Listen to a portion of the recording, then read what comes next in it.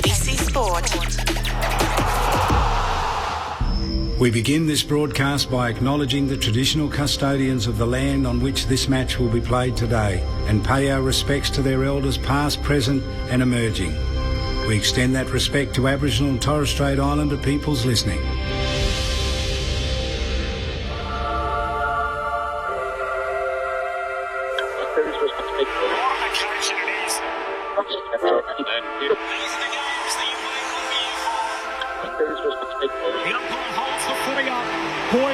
Some fun.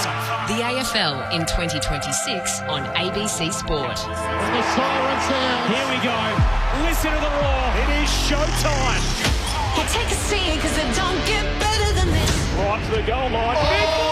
Jamie Elliott, the man who gravity forgot. That's why we love AFL football. On ABC Sport, this is the AFL. Sit back, relax, witness the greatest.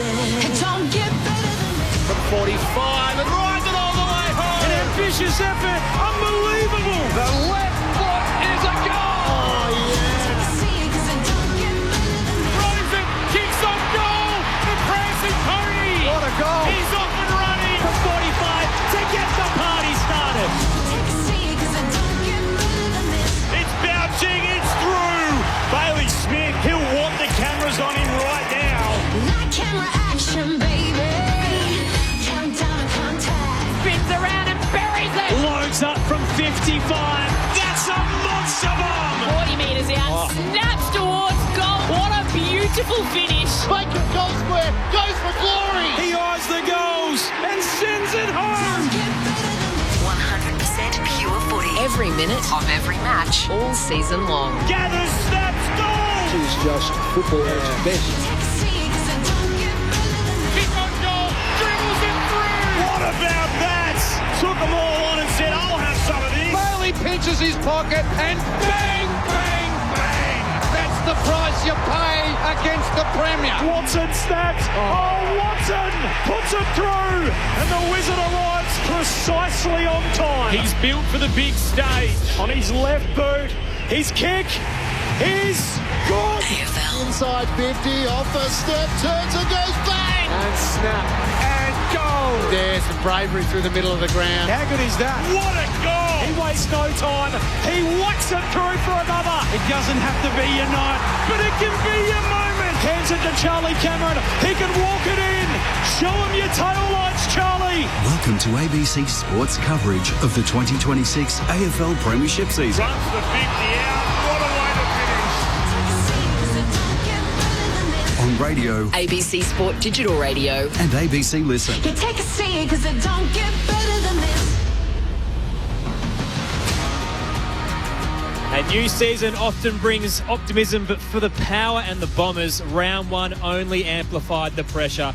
Josh Carr's first hit out at the helm of the Power, an underwhelming 46-point loss to North Melbourne, whilst Essendon's defence again exposed in a 62-point belting by Hawthorn at the MCG. Both sides desperate to silence the noise this afternoon as we kickstart your Sunday doubleheader on ABC Sport. And all eyes will be on two of the most talked about contracts in the game, Zach Butters and Zach Merritt, going head-to-head on a pristine deck for the second time in 48 hours here at the Adelaide Oval. It's a beautiful day in the festival state. Aaron Bryan's with you to call the action. And alongside me, a man who was so excited to make the trip back over the border, Ben Cameron, it's good to see you. Hello, Az. Good to be back. Great to be here in South Australia. A beautiful day for it. 30 degrees Celsius, the sun beating down. And the best way to make the nightmares go away, give them to someone else. That's what both of these teams are hoping to do today. I did this contest in their last meeting, round 3 at Docklands last year. That was probably the ugliest game I saw all year. Had to go home and wash my eyes out after watching it. Hopefully we get something better than that here today, and we should on this surface. It's going to be a nightmare sleep for whoever loses this afternoon. For Josh Carr, he's just desperate for that first victory, and for the Bombers, it could be 15 straight that they lose if they do not get the job done this afternoon. The build-up to Port Adelaide and Essendon, and then later today, West Coast and North Melbourne. Gee, we've got a great couple of experts in the box this afternoon, and the first, it's been a long time coming. So 5 years since we last heard her on the ABC Sport airwaves as a grand final commentator as well in the past. She is a premiership player, and the former Port Adelaide women's coach. It is great to welcome back to the team, Lauren Arnell. Good to see you, Loz. Thanks so much, Aaron. It's so nice to be here and a lot more relaxing being at the footy now. I'm really looking forward to today's game. Alongside Lauren Arnell, Premiership Crow, Rod Jamison's here as well. Good afternoon, Jamo. Azza, good to see you again. Ben and Loz, welcome. Hey, nice to see you again. And I can only imagine just sitting here, coming to a game of football and just having to watch it as opposed to being all consumed by it throughout the week and then on game day. So, welcome. We'll squeeze a few headlines out of Loz and the pressure will come straight away, I reckon. No, it should be a really good afternoon on ABC Sport. No late changes as well for either side. So for Port Adelaide, Jordan Sweet comes in for Dante Vicentini. Josh Carr swinging the axe pretty early after that loss to North Melbourne. Jack Lukosius replaces Ollie Lord, and Lockie Jones an injured hamstring, so Jackson Mead comes in for him. The Bombers, meanwhile, get Isaac Kako back. He had a hamstring strain in the pre-season, so his first match of the year. And Archer Mayo, the unlucky tall forward, to miss out as a result of that swap. Text line this afternoon, 0437 774 774. And I kind of wanted to leave the pre-game up to you, Jamo and Loz, in terms of where we start this, because I want to know, out of the two losses last weekend, which one was more disappointing? Was it Port Adelaide or was it Essendon? Oh, look, I'd suggest Essendon. I think the Port group will be heavily disappointed with, I guess, the lack of defensive intensity that they know they're capable of. And I think for Essendon, watching that game, I think it was the hardest game to watch last week. And watching how deflated the players were immediately post-game and also the press conference from their coach, I just thought...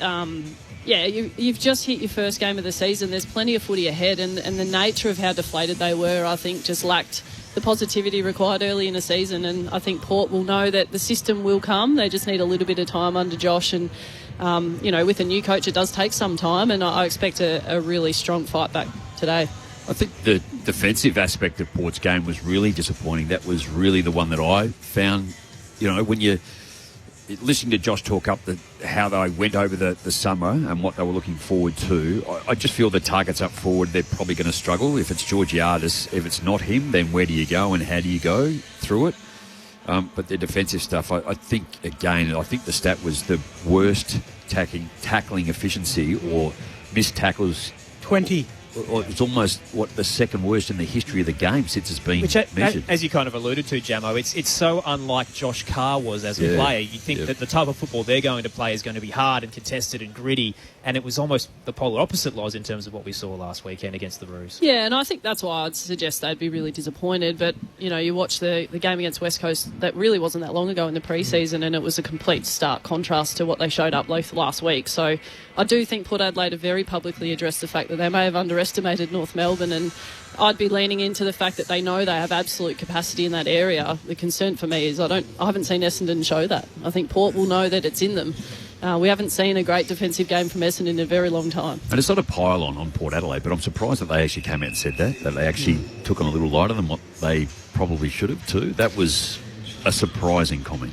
Yeah, and knowing Josh, I would suggest that's him leading the charge and saying, well, if I'm at the front of this, I'll take responsibility as a first step. And we were chatting just off air before the game, and we were just saying, as a coach, it's really easy to get that wrong in when you're doing an oppo meeting in the week and you're talking about, well, this is what we think they'll give us on game day and this is where we can exploit them. And sometimes you can tread a really fine line with underselling what the opposition might give you, and it sounds like that may have been what had happened. As much as that hurts you publicly in the media narrative and the public sphere, surely that's an easy win for him and the playing group, to build a relationship by taking that bullet and saying it was my fault, not theirs. Yeah, and knowing that group of guys, there's a lot of young blokes in that team, and I think they'll have enormous respect for their senior coach being at the front of that and saying, no, I'll cop that. And if anything, it shows trust that in your players that you'll respond the following week, and that's exactly what I expect from Port Adelaide today. Plus it sets the example, doesn't it? Start with the man in the mirror and then go from there. Basically start with yourself. Just on Essendon, I mean, it's the ongoing issue for them. If we're picking up last week as a talking point for both of these teams, they still can't stop teams moving the ball or transitioning the football. And we heard Brad Scott speak about what I think will be the phrase of the season, margin compression. So I don't think they're going to be a team that's going to be able to create margin compression throughout the year. Oh, they just look beaten for most of the game, and the biggest concern I would have if I was involved with Essendon would be that they just got so heavily outrun for the whole game, and if you're chasing tail most of the time, you're never going to catch up. And I'd be Yeah, I mean, you'd hope they're fitter than they looked last week, but that'd be a huge concern if you're not going to be able to keep possession of the ball, which, they also haven't been able to do. You don't want to be chasing all game if you're not fit enough. Well, the style of game too, like they had 175 kicks, 163 handballs, like 1 for 1. It's not what you want to be doing. That is not how you want to be playing football.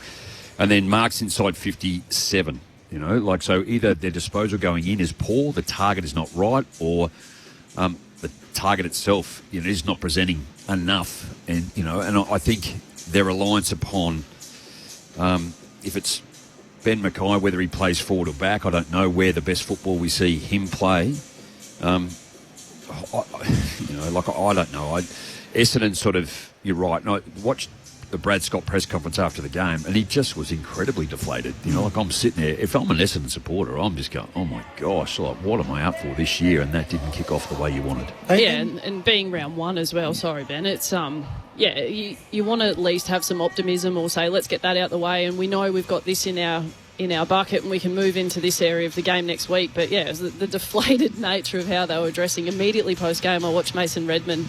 It's a bit rough now. They're doing the TV broadcast now, and they go straight to the losing team as well. And you expect a response from them, but to your point, Rod, what's ahead of the ball, it will make it pretty difficult. It's just a run of mediocrity that's gotten almost embarrassingly bad, where they haven't won a final in 20 years. Everybody knows about that. But in terms of the administration, so 4 coaches in the last decade, they've had 4 CEOs in the last decade, and Caroline Wilson brought it up during the week. Kevin Sheedy didn't want Brad Scott in the job. He wanted James Hird, and he's still speaking a lot publicly about that. And you've got a great of the football club who isn't supportive of the senior coach. And Brad's picked up this team that last year was littered with injuries, had that 13-game losing streak at the back end of it. But he's searching for answers right now, and he probably feels like he's by himself. He hasn't really got the support of a football club that's fractured. At a minimum, it would be unnerving as a coach to know that you didn't have the support of someone like Sheeds at your footy club. But I think probably the hardest part is the list for him. As a coach, you have some influence on your list, but you don't have ultimate decision-making. That's the job of a list manager, and I think, you've got to do what you can with the players that are in front of you, and that might need to start with what's ahead of the ball for Essendon. I love Sheeds. I think he's been great for football. He was great for Essendon for a long period of time, but he's not helping the club. He's not helping Brad when he speaks like this, and this could be ground zero this year for Essendon. They're the second youngest list in the competition, the second least experienced. So it's going to be a really tough year for Brad Scott. They've had change in terms of the president. So Barham's gone out, Welsh has come in. It feels like they've got all of these loud voices in the background that are pulling the club in different directions. And part of the reason why they haven't won a final in 20 years is there's this great quote which I read about the Ferrari in Formula One. And there's this phrase that they use in Italian which basically translates to when we used to win. And an engineer left Ferrari and went to Mercedes, and he said, look, whenever I was at Ferrari and heard that phrase, I knew something bad was about to happen. And that's what's happening with Essendon. Like Carlton, they're living in this old world idea that they can fast-track things. They don't have to go through the process. And that's not how the modern AFL works, is it, Jamo or Loz? You've got to go through the process, build your club in the right way, do things the right way, and then you'll win. I think, for me, 25 years on boards, and lucky enough to be involved with Adelaide for 8 years, like Kevin Sheedy was on the board. Yeah. And he came out and actually said what he said against Brad Scott. It was just 101 governance. Like, it doesn't matter. Once you've made the decision, we're all in and we do that. So for him to actually come out and say that when he was on the board of the football club against the new coach that's just been appointed. So I think clearly he's a legend of the game, both playing and coaching. But you'd almost just remove him straight from the board straight away, like on something like that. That is significant. You debate everything around the board table, and then once the decision's made, you say, we unanimously agreed. Yeah. United appointed Brad Scott, so, yeah. Look, recruiting, they've got a new recruitment or office in there now too. Yeah, and they need to. I was going to say that in terms of their first-round picks that they've had in the last 10 years. So Andy McGrath pick 1 in 2016. They didn't have any in 17, 18 or 19. 2020 they had 3 picks, 8, 9 and 10, and 2 of those have essentially been busts. Nick Cox is unsighted. Zach Reed's always injured. Archie Perkins is building. Ben Hobbs isn't there anymore. He was from 2021. Elijah Sardis can't get a game from 2022, and then it gets a little better with Caddy and Kako. But you've almost got an 8-year period there where you haven't had any elite talent come through. That makes it really difficult for the coach, doesn't it? So I do think they've got Dyson Sharp right. I think he'll be an exceptional player, local kid here from South Australia, and Essential's young kid, Rod. So I think expect good things from him today at Adelaide Oval, and I think at least that's trending in a better direction for them. No, Caddy, I'm a bit of a fan of him too, but again, he's only young. And even in today's game, you touched on it, there's 10 players that have played less than 30 games that are playing today. Yeah. So the inexperience in this group, and then everything that was spoken about over the summer, that Zach Merritt, the captain of the club, wants to actually leave and get out, and it didn't happen. So I think there's some real deep-seated issues and challenges, and I guess they're going to have to plough through them and work through them. And somehow, I don't know how it's going to happen, but coming off last year when they only won, 6 games, they've just got to find a way to get as much football into the team and the group that they have in front of them, and then they're just going to have to build around it. There's no other way to do it, and they've put themselves in this position.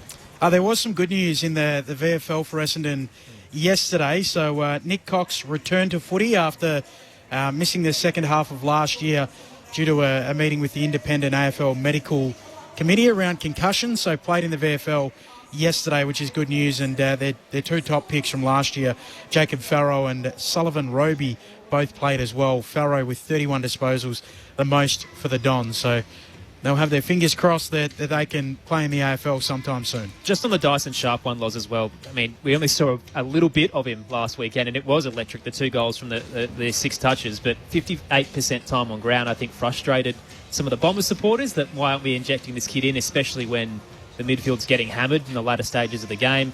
And Archie Roberts was the other one. So runner-up best and fairest last year, and again, only ended up playing 77 minutes, which was a career low. So they've addressed that, I think, during the week, that maybe they didn't get that mix right. But what does it do when you're a kid playing your first game? You've kicked 2 goals from 6 touches, but you've missed half of the match. Yeah, and I think proof in the pudding for that mixture will be today. I think if you get another go at that rotation board, sometimes if the ball's out the other side of the MCG and for an extended period of time, you might just miss one rotation and it ends up mucking it up for the rest of the game. So hopefully he can get a bit more time on ground too. And we also don't know what his pre-season's been like. Has he had some continuity, or has he had a couple of missed sessions recently? That may have been a little bit by design and a bit of an error on the day. So you hope they get that one right for him today.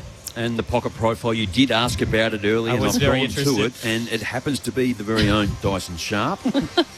Best change rooms, Adelaide Oval.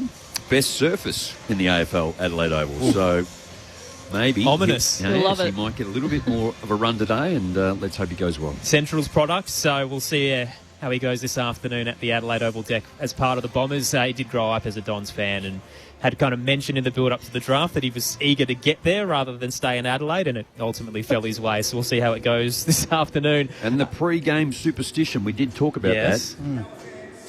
Same game day jocks. Which, apparently isn't uncommon. I think it's always it's intriguing. There's because, nothing wrong with that. How long do you wear them, and what happens when they actually come to the end? Then all of a sudden you go, oh my God, what am I going to wear today? They're washing them between games, aren't you, Gemma? Surely. No holes or anything at the back end? Just needs to make their way through the laundry during the week, and then you're fine. Yeah.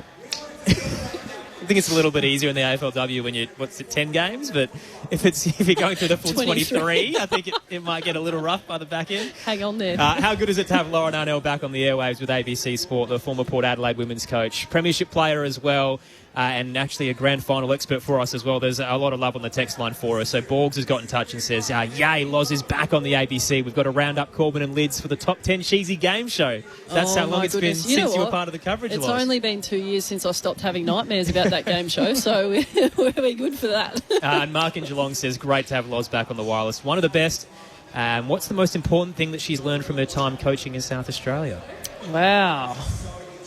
Give me a little bit of time on that, and we'll I'll make sure I circle back on it before the game starts. That's a good segue, because I think we should welcome in the 5th member of our commentary team. Braden Ingram's headed over to the Port Adelaide camp. Welcome, Braden. Good afternoon, Aaron. Thanks very much. I'm down here, boundary side, and it is a beautiful afternoon, albeit on the touch warm side, down here with the Power assistant, Luke Webster. Luke, perfect day for footy, isn't it? Yeah, it's a great day. It's a great deck. great opportunity for our boys to really show what we can do. I imagine there's a fair bit of excitement to get back on the home ground, given the way things went in the opening round up against North Melbourne. Yeah, certainly. It's a great opportunity to bring our fans into the game, and they're going to be cheering really loud. It's a first opportunity for me to actually experience that as well as a home coach here. I've been here against it a few times, but our group's really looking forward to bouncing back. We didn't play the way that we wanted to last week and had a really good training week, and hopefully we can see our performances turn around. For those who aren't aware, Josh Carr during the week spoke quite openly about how he didn't get the messaging right in terms of maybe underestimating North Melbourne in the way he spoke to the players. Just talk through that chat he had in the aftermath and then how you've addressed that heading into Essendon, who also could be seen as a struggling side.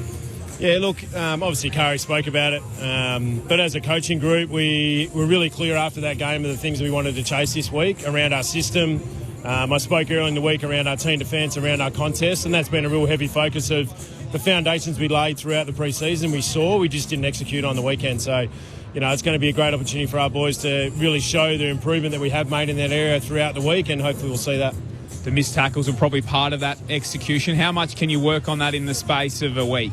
Yeah, look, there's a lot you can do. A big part of it was technique side of things, so you can do a lot of walkthroughs, a lot of technical work throughout the day, but then obviously on our main session we had a good opportunity to be able to do a little bit of one-on-one contact, whether it's forwards versus backs or the midfielders getting to work, or we actually had a couple of tackle drills in there just to continue to improve our intent and our technique.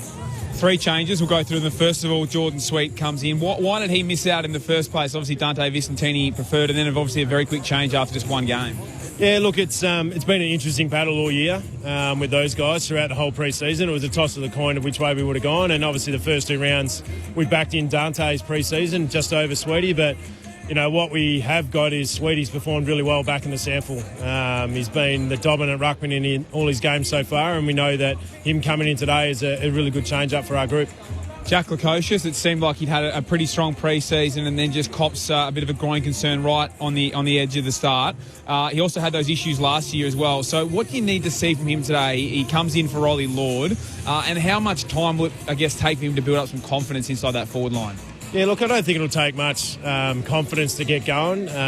He did have a really good pre-season. As you mentioned, he had his little groin, and it was a toss of the coin again. This is the value of what our pre-season's been like. It's been a really hard selection with a lot of guys. We've obviously backed in Ollie last week on the back of his performances from Adelaide and West Coast games, and Luco gets his opportunity today. Like Sweetie, been back in the sample, had a really good performance. But what we like to see from him is he's got a great ability to get up and down the ground.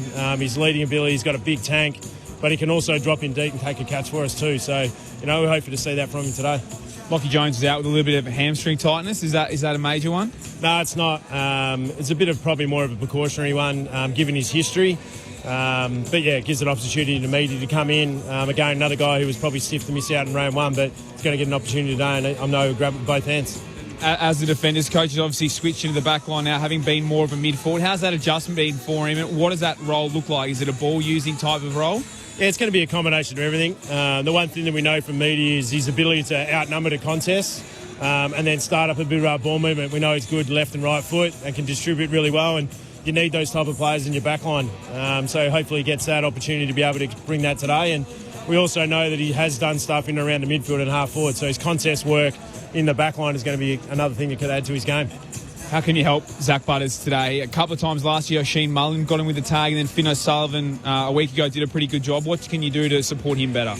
Yeah, look, I think all in all, as a whole group, we didn't perform as well last week, and then obviously if someone is getting a run with, then it highlights that a little bit more. But, Zach's got some plans in his head of how he can help the team, but also from a group point of view, how do we help him as well?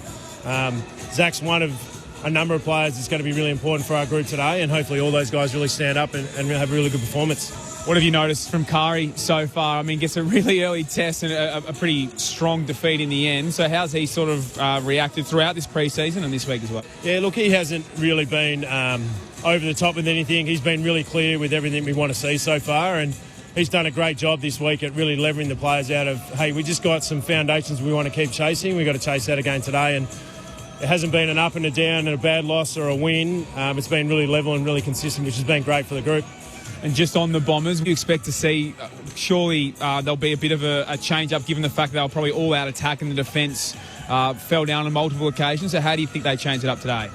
Yeah, look, I still think their best footy is that all-out attack. They're hard to beat when they get up and going. They get speed on the ball. They get speed in the game. Certainly looking them from last week, and obviously the coaches would have done the same thing. They would have tightened a few things up, obviously from a defence point of view. But, yeah, it's going to be a really good game. It's a great day for footy. Hopefully both teams have a really good crack. Luke, thanks for your time. Good luck. No worries. Thank you. Great to have Luke Webster downstairs with Braden Ingram, and you can sense the tonal shift already after they admitted to taking North Melbourne lightly last week. It feels like they're ready to go and ready to cop what Essendon have in terms of their best football, should that come arise this afternoon. It is Port Adelaide and Essendon as part of a round 2 action for Sunday footy on ABC Sport. Aaron Bryans and Ben Cameron calling the action alongside Premiership stars Rod Jamieson and Lauren Arnell. No late changes for either side, but as you would have heard there in the chat with Luke Webster, Jordan Sweet, Jack Lukosius and Jackson Mead in for the Power. Dante Vicentini and Ollie Lord omitted, and Lockie Jones out injured. For the Bombers, Isaac Kako back for Archer May. Loz, you would have felt it in your first year as senior coach at Port Adelaide when you're just desperate for that first win. I think it came against Sydney after a few weeks, but what's it like when you're just begging for that first moment of victory? Oh, I mean, at the time, it was hard work being the last wave of expansion in AFLW. But, no, certainly the relief of that first win. And if anything, it's more the players. Like, they work so hard. You just want them to taste that success and sing the song together after the game. So, yeah, I've no doubt that's pretty close for Josh Carr. Do you feel like Kari would be worried about it, Jamo, that his first outing was a bit underwhelming? Oh, I think so. Again, particularly because of the build-up, I guess the succession, but I didn't have a problem with the succession plan. I was just surprised that they came out and spoke about it so early in the season last year. So most clubs and most organisations do have a succession plan. But I think he'd be pretty keen to get it under the way. The first win, Darren Reeves coming in as a new assistant coach up forward. I know his passion towards the football and what he does in his role. He'd be keen for he's part of the ground, but also as a club to do really well. And I'm sure we just heard from Luke Webster as well. He'd want to be able to help and support as a new coach too. So I think they'd be pretty keen. They'd have their mind on the job, and it is. I think Loz touched on it a little earlier too. It's the balance of actually either going too hard and getting your players too far over the top, but balancing it correct and getting it right. That when they do come out and they do prepare. And then the build up here is their first game at home. The expectation would be, we don't lose here. The last thing they'd want to do is drop something today, and particularly against Essendon. I think the thing that would add a little bit of pressure for Josh Carr is the fact that they've lost to North Melbourne, who we don't have any great hopes for.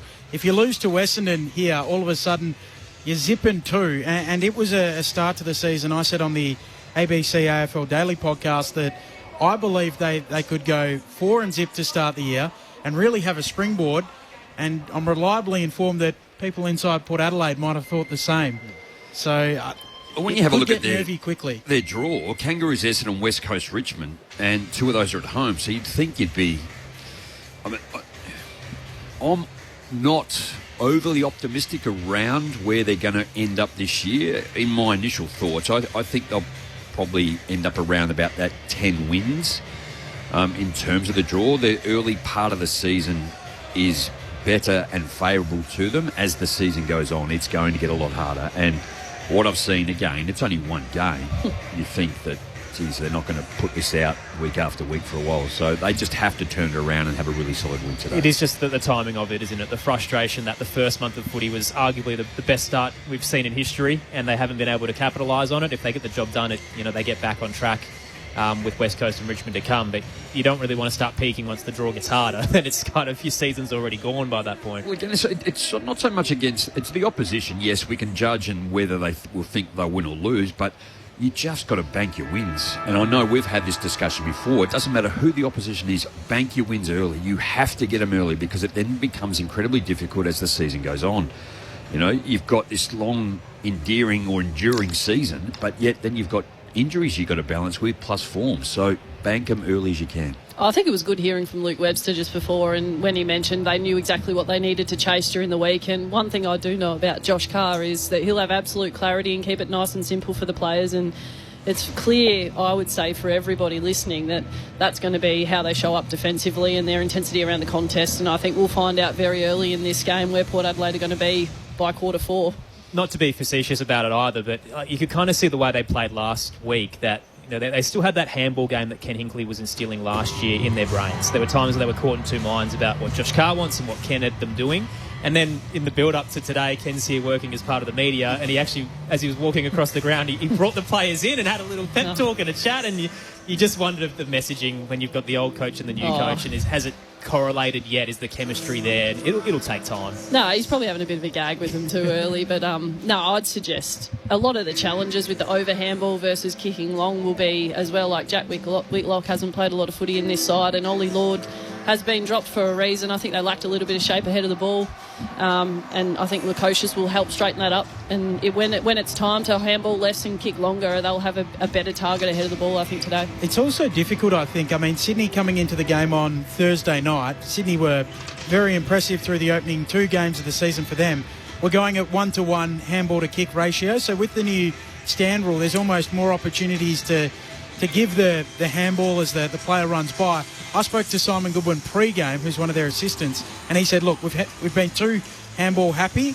We need to bring that back a little bit, but it's just us adjusting to the new rules as well. I think it's what they do with the kick, though.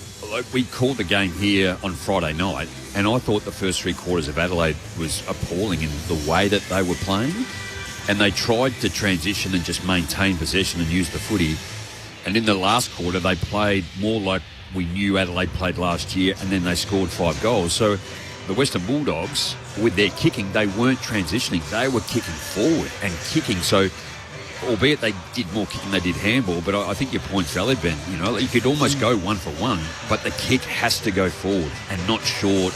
You know, the 20, 30-metre kick inside. You can open that up and have a go at it, but you've got to be able to go forward and stretch your opposition. Which was absolutely Adelaide's problem on Friday night. Yeah. Thoughts of Rod Jamieson and Lauren Arnell. Port Adelaide have made their way out onto the Adelaide Oval for the first time this season, but they took their time. The fireworks had played, the music was blaring, and Josh Carr had them in tight in the room and did not let them go. It was a very, not emotional, but heated kind of message. He's got them locked in, ready to go for what is essentially, I guess, a must-win game against the Bombers. It's only round 2, but you just need a bit of momentum to build your season under the new coach. Port Adelaide with their 3 changes. So Sweet coming in alongside Mead, Lukosius, and out Vicentini, Lord, and Lockie Jones.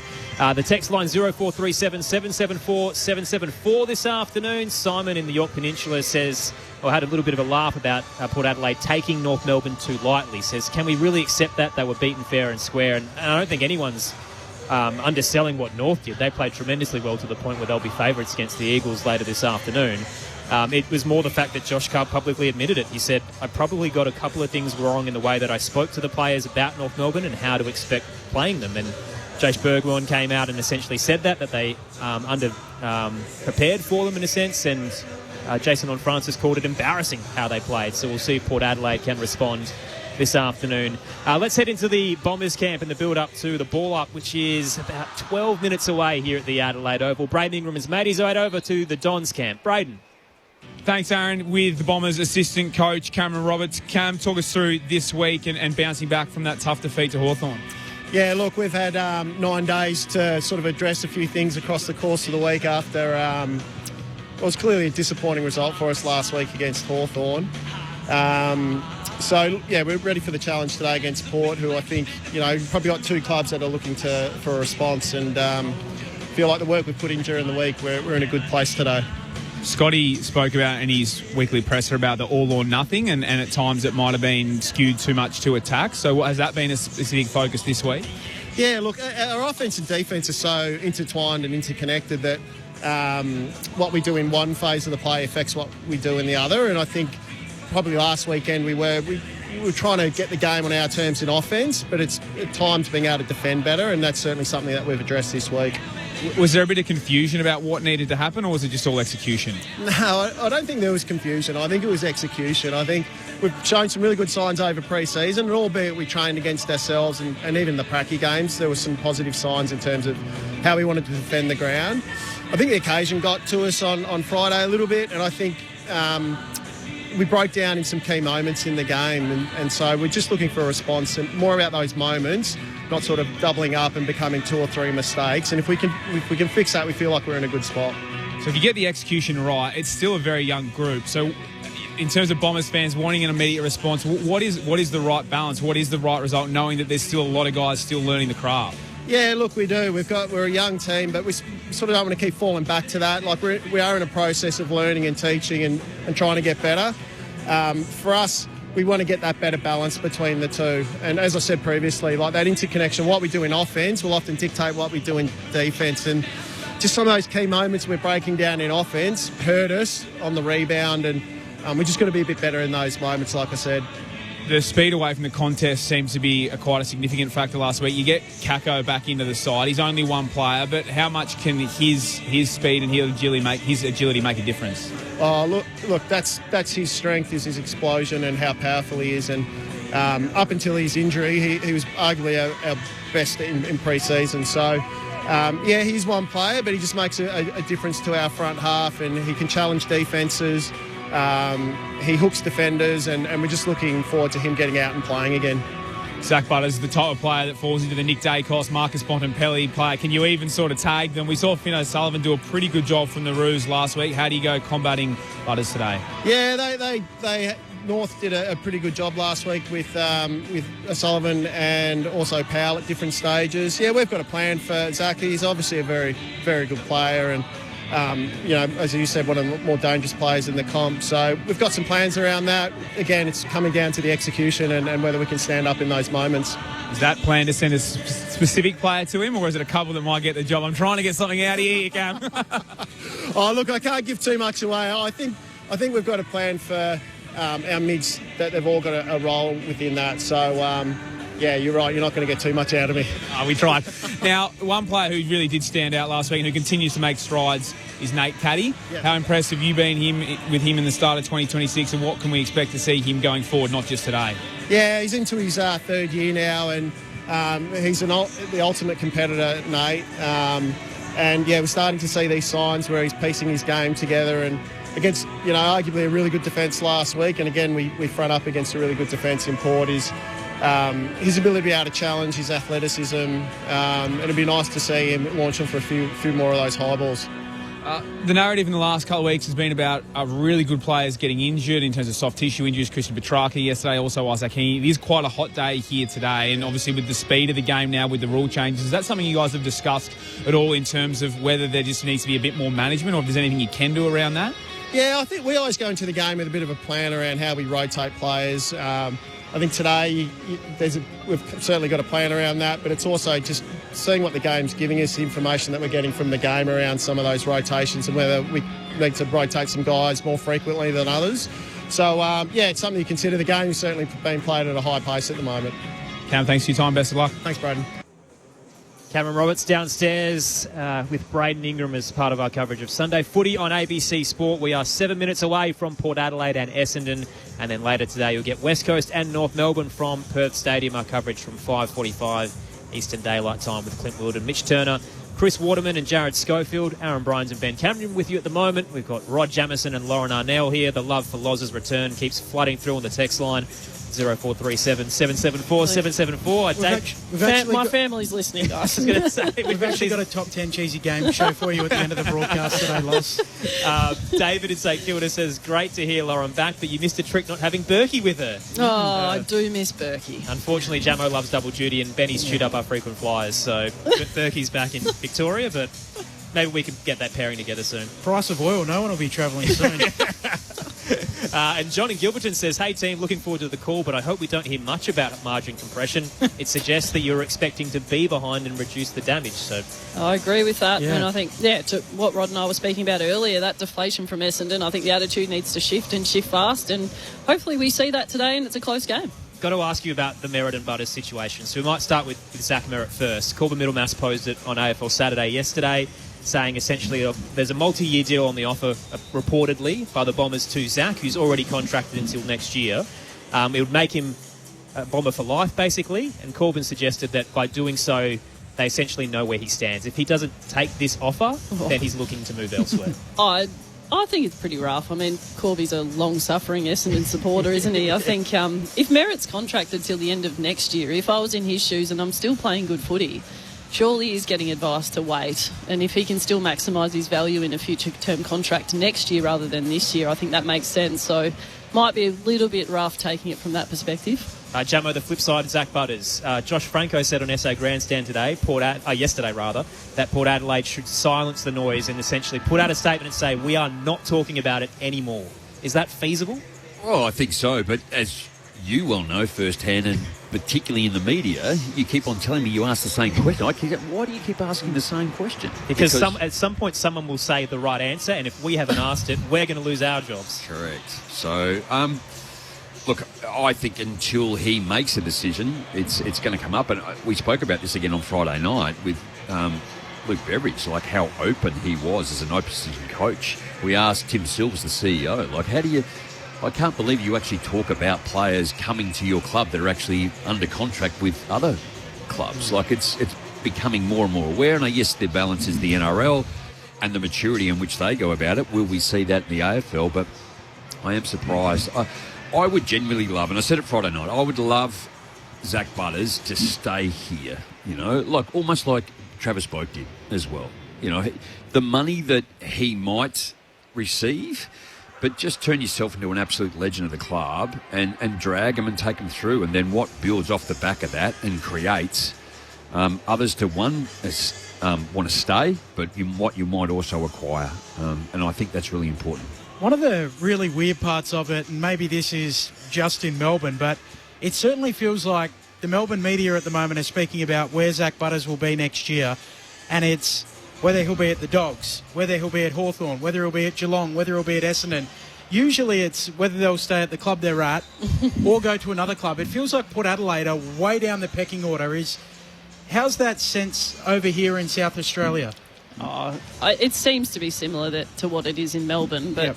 I do think, like, the questioning is just going to happen. I don't think anyone can squash it. And it's almost like getting a nickname you don't like. You don't tell people that you don't like it because they're only going to double down. So if Port Adelaide come out and say we're not talking about it anymore, it's only going to get worse. Yeah. So I think unfortunately, it's going to be another very long-term conversation across the whole year. You know him better than anyone else in this box, Loz. Do you think he's likely to stay? Honestly, I don't really know. I do know he's embedded as a Western Suburbs kid from Victoria, and it does seem, if you listen to any of the media going around, it seems that he's had some healthy conversations, and maybe the Zach Merritt situation last year has allowed for a bit more of a mature conversation. I love that approach. And Luke Beveridge speaking during the week about it, that, of course we've talked to him. We're not going to talk about specifics when and where and when we catch up with him, but every club in the land would have asked the question because he's going to be available and you've got to do your due diligence. But there is a maturity factor now that, look, we acknowledge it. We're not going to make a story out of it. We're not going to be disrespectful to Port Adelaide, but we were there. And one of the clubs that will certainly be interested in him is the team he's playing today, Essendon. He can also drive pretty quickly from the hangar out to Darley, where he's from. But Corbin Middlemass has reported that, look, Zach Butters has made it known that I think he'll want to go somewhere where he's a chance of winning.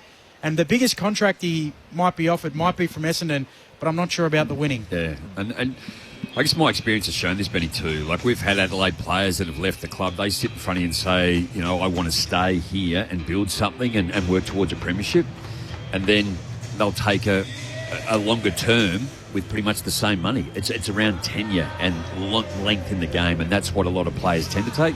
I think it's a massive distraction. And as a mature player and as a leader of the club, I think it's your responsibility to go, all right, give me the best that you've got, and I will stick around, and this just gets put to bed. Thoughts of Rod Jamieson and Lauren Arnell with you for Sunday Footy on ABC Sport. Shout out to Port Adelaide's marketing team. They've got the new scarves out, Never Tear Us Apart. First time this season as well in the build-up to Port Adelaide and Essendon down at ground level. Soaking it all in is Braden Ingram. What's it like down there, Braden? It is a sweaty Sunday, Aaron. Very happy to be here. Great crowd in this afternoon. And in terms of the toss, Port Adelaide kicking to the right of your radio dial. So the Riverbank stand here. It is a little bit of a breeze favouring the hill end, around about a 10k an hour breeze. So it'll have a little bit of an impact. The benches for the Power, Berry, Ware, Evans, Burn, Jones and Watkins. For the Bombers, Cordwell, Perkins, Pryor, Congigiananis and Atchkar. And after his career low 77 minutes last week, Archie Roberts is straight into the middle for the Bombers. It is Port Adelaide and Essendon on ABC Sport. Ben Cameron to get us underway here at I guess, decently filled Adelaide Oval on a beautiful afternoon in South Australia. Half full or half empty, Aaron? I'm more of a glass half full guy, so we'll say it's building. A little bit of a hold-up as we wait to get this underway. Blackiston and Sweet like caged lions at the moment. I was just going to say that too, Benny. Like Zach Reed down on Mitch Georgiades. He's just into him and pushing him around, and geez, he towers over him too. He's a good size. He's 202 centimetres. Zach Merritt starting forward underway at the Adelaide Oval. Sweet stays down, takes it out of the ruck. He's tackled immediately, dispossessed. Ball jars free, and they pile in. Durham over the top, as you would expect. There's always a bull at the footy. Sammy Durham, secondary ball up in the middle of the sun-drenched Adelaide Oval. Sweet tapping it down. Ball jars free, and eventually onto it, Horn Francis. Quiet game last week. He laces out Whitlock. He gets rid of it to Berry running by. Kicks inside 50 for Port. Bouncing ball, Georgiades inadvertently soccers it out, and a throw-in.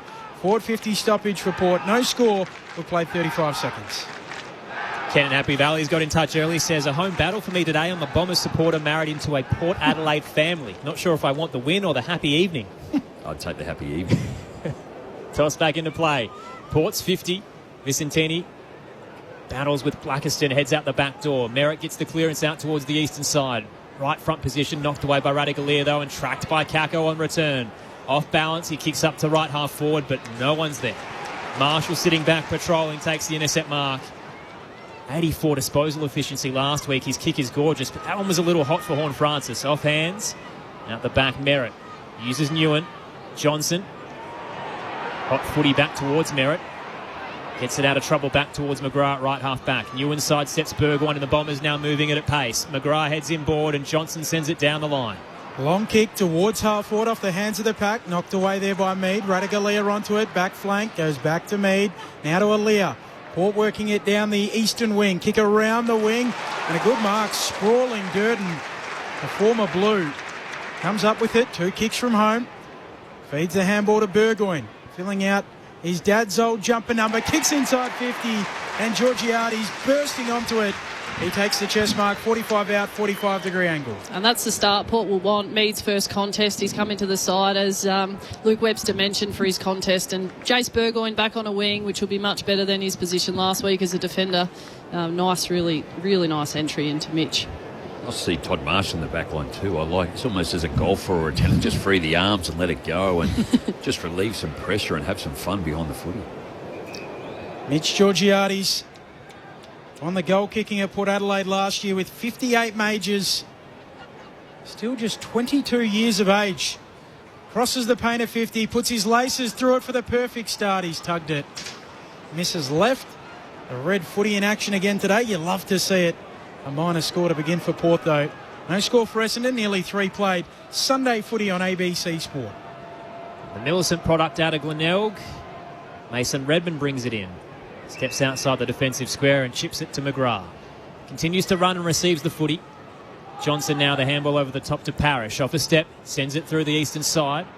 Coming out is Blackiston, knocked away by Aaliyah, who becomes the tackler on Blackiston. Ball bobbles out, and off hands, it's knocked over the boundary line near the Odie stand. Port by a point, 3 minutes in. Yeah, Blackiston, I'm looking forward to seeing him play again. He's only in his 13th, but had 19 hit-outs, 9 disposals, 5 clearances, 4 tackles in the game last week against the Hawks. So there's something about him. Mid-season pick-up out of East Fremantle in the WAFL. Taps it down here. Port are able to come away with it. Clearing kick from Bergman, who kicks around the eastern wing. Up towards the contest. Reid down there with Georgiades. Brings it down, then gathers it, and wrapped up by Georgiades. A ball up, high half forward. Port with the opening score of the game are behind. Played nearly 4 minutes. Up it goes. Sweet double palms it out. Butters in pursuit, close to the boundary line. Gathers the footy. Back feeds a handball back to Burgoyne. He'll kick inside 50 into the pocket. Up they go. And Essendon have the numbers. Redmond marking in the back pocket. Essendon in their red jumper with the black sash. White shorts. Put Adelaide in the black with the black shorts and the teal and white V. The striking pink boots of Mason Redmond as he casually places it out towards Fiorini. There's 3 power players there. Hits the deck. Drew with a hard tackle. The ball shoots out. Butters lowers the eyes and drills it hot towards Richards, a little too high. Out the back, Roberts bowled over but got the handball for the Bombers. Now Johnson sweeping Polly Farmer style with the handball out towards the western stand. Unable to take it was sharp. Picked up by Parrish though. Dinky little kick. It hits Johnson right in front of the benches. Port by a point, 4 minutes in. Sunday footy on ABC Sport. Johnson steps inboard. Sends Essendon inside 50. Caddy used the body on Aliir but couldn't take the mark. At the back though, right. Shoots the handball into the corridor. Langford brushes off the tackle and snaps from 15. And the Bombers on the board first through Braden Fiorini. 1 straight 6. Port 1 behind. 5 minutes played in the opening term. It's Sunday footy on ABC Sport with Lauren Arnell and Rod Jamieson. It's interesting, the first couple of minutes of the game, it was very much stuck on that far side of the ground and both teams playing relatively skinny offensively. And for the first passage of play to come out to this, switch the other side of the ground. And Aliir, I think he started the game well, but that contest, you can see he's starting really aggressively coming ahead of Nate Caddy, and he just mistimed in the contest. So Caddy being able to play off him and run and jump at the ball allowed the ball to spill over the back. And I think Aliir I'm sure he'll stay aggressive, but he'll need to keep reconsidering whether he allows Caddy to jump or not. Surprised to see this stat actually, Loz, too. Aliir, he has conceded 16 goals to his opponents across the last 4 games played. So he's loose, and I know, or we watch him regularly enough that he wants to be that third man up, but he has to defend. That'll be his number 1 game. Restart in the middle. Sweet and Blackiston. Ball spits out. Goes to Butters, who sells some candy. Sends Port inside 50. Looking for a leading Georgiades. Spoiled away by Reid. Ball hits the deck. Newen out after it. Back flank for Essendon. Tackled out of play. Good strong tackle coming from Durden. And a throw in. 55 around from the attacking goal for Port at the Malcolm Blight statue end of the ground. Sunday footy on ABC Sport. Swarm of players right now at the attacking arc for Port Adelaide. It's tossed in. Sweet wins it down. Bounces straight to Parrish off a step around the body for the Bombers. Bounces through the broadcast wing. Little wide for right. Langford comes out. Tackled by Marshall and it's kicked straight down the throat of Berry. Central pass for Port Adelaide. Bergman now to Butters. Turns on a dime and bursts through the corridor. Kick towards the 50. Georgiades. Got some space away from Kondogiannis and takes the mark. 35 out, slight angle to the right. Again, the Port Adelaide players have got to Todd Marshall and Jackson Mead, and at stoppage, Essendon are sending one of their high half forwards in, so it's meaning that the fast play back through the middle of the ground, Bergman was completely free because his half forward had been stuck at the previous stoppage. So Port really smart coming back through the corridor, and Butters such a delightful use of the footy into Georgiades. He starts at the attacking edge, Mitch Georgiades. Long, methodical approach. Crossing the paint of 50, head down, gets close to the man on the mark. And wayward as he sprays it right, out on the full. Bombers still lead by 5. We played 7 minutes of the opening term. It's Sunday footy on ABC Sport. Short kick in to Merritt in the back pocket, or the kick in from the out of bounds as Merritt sends it up towards the contest on the wing, holding free kick. And it will go the way of Port. So Sweet to receive the free kick on the logo. Former Bulldog coming back to South Australia. Likes the look of the switch. Finds Aliir. He'll go up towards half forward. Has an outlet there in Berry. Berry accepts it. He can now look inside 50. The kick goes towards half forward. Towards full forward rather. Looking for a mark down there. No one there to take it. Mackay spoils it down. Newen gets rid of it to Reid under pressure. Kicks it out on the full. And Port Adelaide will get it in the pocket. So Joe Berry to receive it.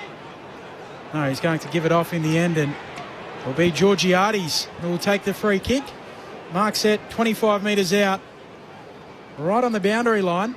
He's probably likely to kick this one, Benny. I reckon the hardest one of them all. Just that snap over his left shoulder, but Essendon inviting all this pressure. Third time lucky for Mitch Georgiades. He made a meal of the easier two. He snaps it from the boundary. And Porter on the board and in the lead. 1-1-7 plays 1 straight 6. 9 played. Rod Jamieson and Lauren Arnell. And Rod, that's where you want to get your first goal from, isn't it? It's obviously they've taken a couple of nice marks with some good entries inside 50, but the defensive pressure is what they've talked about. And for Mitchell Georgiades to apply that tackle and then finish so well, that's the type of footy they want to be known for today. For me, the early part of Essendon, they're just handballing too much in their defensive heart of the ground. They've actually got the ability to go forward, and it's allowing Port Adelaide to set up quite easy behind the footy. They have gone forward on one occasion and scored when it's been quick. Port Adelaide have gone in 7 times. and just haven't been able to finish off, but good result there. So the longest streak in the AFL continues. 24 games now. Mitch Georgiades has kicked a goal. Out of the middle, Sweet beats Blackiston, takes the footy for his own, spun in the tackle but too high. Free kick goes the way of the returning ruckman for the Power. Vicentini given the option in round one. Now it's Jordan Sweet's go. Releases Kane Farrell on that lethal left. Long range bomb into the 50, floating across. Mark unable to be taken by Whitlock. Mackay was up against him, hits the deck, and a couple of tackles laid. 35 out, Port's 50. They currently lead by a point. We've had 2 lead changes in the early stages of this term. Up it goes. Sweet gets rid of Blackiston. Snaps on goal. Finishes. Sweet work from the big ruckman. And Port Adelaide are in stride. 2-1-13 plays 1 straight 6. Sunday footy on ABC Sport 10 minutes into the first. Well, I think Vicentini's pretty rough to be out of the side after round one, but for Jordan Sweet, this is an impact he needs to be making to start the game, win the free kick at centre bounce, and then follow it up with get out of my way at forward 50 stoppage. Really nice finish and a fair statement for him, missing the first game of the season. Tom Hawkins manoeuvre. Just his physique, like he's 206 centimetres and he's ripped. Like he should be ripping the game apart. He's only just under 50 games. And now his opportunity, as you called, was too, just to be able to step up and take control up against the young ruckman too. Blackiston, pressure was on early. Nick Bryan still out injured, and Vigo Vicentini didn't really fire a shot in the VFL yesterday. Blackiston wins it down for the Bombers, currently trailing by 7. Tapped it straight to Drew, though, on his hands and knees. Gave it to Rosie. Little missed handball, though, towards Watkins' turnover. Parrish gives it straight back. Sharked well. Berry got it out wide. And now Horn Francis brushes off the tackle, but turned Watkins into trouble. Crunching tackle. And a ball up to come on the eastern side in front of the Bashir stand. Great tackle. Essendon with the first goal of the game. Port with the last 2. Sweet down for Drew. Then a clearing kick for Port up towards the wing. Off the hands of the pack. Ball hits the deck. Caldwell there for Essendon. Back feeds a handball to McGrath. Goes all the way back to Perkins and back inside their D50. Reed will go back to Perkins. Nowhere really to go here. Takes a bounce, slightly bereft. And his kick looking for a searching lead for Fiorini. He knocks it out. It works out for Essendon. The handball coming there from Condo Giannis was to no one in particular. And that is the Lasso free kick. Last disposal out of bounds. Port ball. They led it by 7 points. Burgoyne takes the free kick and immediately goes inside 50. Horn Francis presents, and Andy McGrath is infuriated with how quickly that turnaround ended up inside his defensive 50.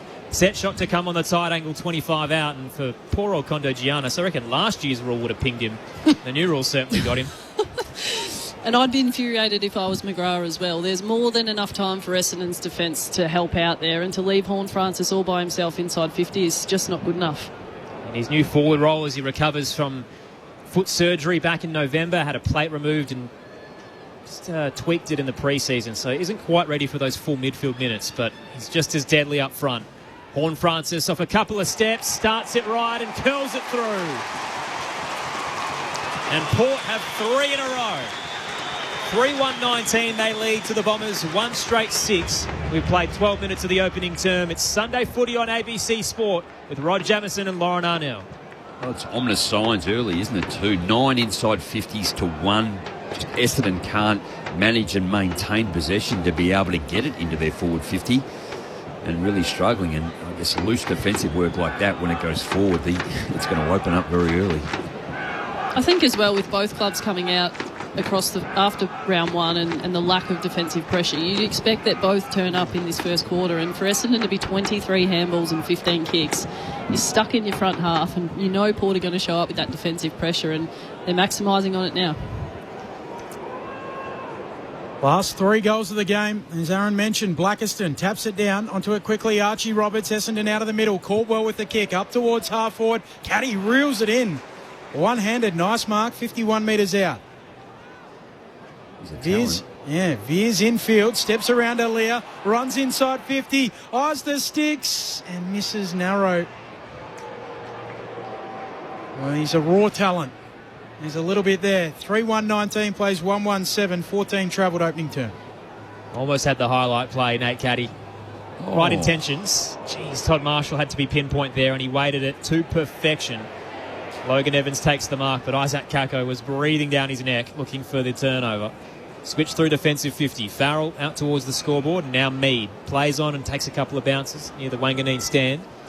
He'll chip it up towards the logo. Mark taken. Lukosius to Berry. This is good movement. Butters zigging into the centre square. Flares it out towards the 50. Flying and trying to mark his dirt and becomes the tackler. But the Bombers have the numbers. Newen to Caldwell. He missed his handball. Hits the deck and tumbles back towards the 50 for Port Adelaide. Richards dives onto it and in turn is dived on. Ball up to come. 45 out straight in front. Put up quickly by the umpire. Whitlock doing the ruck work. Hands to it. Dersmer against his old team. Gets the kick out. It dribbles 1 metre. McKinlay whacks it on the left boot. Gets a bounce. The wrong side of the post. Minor score for Port. 3-2-20. Plays 1-1-7. Brad Scott pensive in the coach's box. Sunday footy on ABC Sport. Sitting there all alone. How hard is that, Loz? Kondogiannis with the exiting kick, looking for Mackay. Cutting across was Lukosius, and the fist forces it over the boundary line. He's pretty tall, Kondogiannis. This is pick 36 out of last year's draft, and anticipation is that maybe he can at least provide them some depth with the consistent injuries to Ridley and Reid, that they've got another option down back. Excellent last name as well. Tossed in, Blackiston taps it down, but straight down the throat of Watkins. Quickly into the 50 he goes, searching for Berry. He was tied up, hit the deck. Durden now, low snap, it's a bullet. Berry floated back forward and takes the mark, 20 in front. And not much of an angle either. Set shot incoming for Port Adelaide. Clever footballer Joe Berry. He was out positioned with that quick kick from Watkins, but just to create the contest, force it to ground and then duck out forward when his opponent was sucked into Durden. Really clever and a really nice start to the game as well from Corey Durden. Just his 14th game for the first rounder, Joe Berry. Bit of pressure with Murphy Reid, the rising star, 2 picks after him. Didn't have many goals last season. Berry comes in, sends this right. Minor score. It was well wide from 20 out. Port Adelaide moved to 3-3-21, leading the Bombers 1-1-7. 16 played first term. Mackay's on the Lukosius. I don't know if that's the right matchup either for him. Reid short to the pocket. The skipper, Andy McGrath, first year as captain. Funny video during the week as well that surfaced as McGrath kicks up towards the wing. Nice juggled mark there by Ware. Put Adelaide back with the footy on the wing. No, free kick picked out. So Jackson Pryor to receive it. White zinc across the nose for second generation Bomber. Started his career at Brisbane, but now to the club his dad played for, Michael, as he kicks up to a contest off the hands of the pack. It's knocked out. Was it off a boot? It was. So Port Adelaide free kick. Lassu free kick and Butters to take it on the back flank. Plenty of touches early. This is number 6 on the 45. Excellent delivery into the centre square. Willem Drew looking left and right. Finally finds his option on the switch. Mark taken. Turning is McKinlay. Pops it short to Richards. Right half forward, too far out to score. Kick away from a chance. Richards will look back. McKinlay will take it forward to the logo. Last year's mid-season draftee. Back to Richards. Bit of stat padding.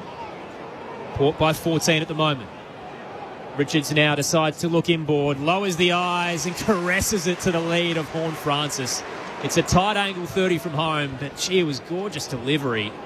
Set shot to come in the right forward pocket, Riverbank stand end. 14th inside 50 for Port Adelaide, and just Essendon doing too much work and wasting a lot of their energy in the back half to get back and defend. Already a couple of the players that are on their haunches. A warm sun on a Sunday afternoon. Jason Horn-Francis starts on the fence, does his best to open the angle ever so slightly. He'll kick slightly left of Newen and threads the needle magnificently. 2 for Horn-Francis in the opening quarter, and he's building into the season nicely. Port Adelaide up by 20 points. 4-3-27 to the Bombers, 1-1-7. As we approach time on in the opening term on ABC Local Radio, Sport Digital and ABC Listen. This is Sunday Footy on ABC Sport. He could have a bag today. Like, he could really. Like, just the way that he is presenting. He looks strong and he's kicking right from the outset. It's been tremendous.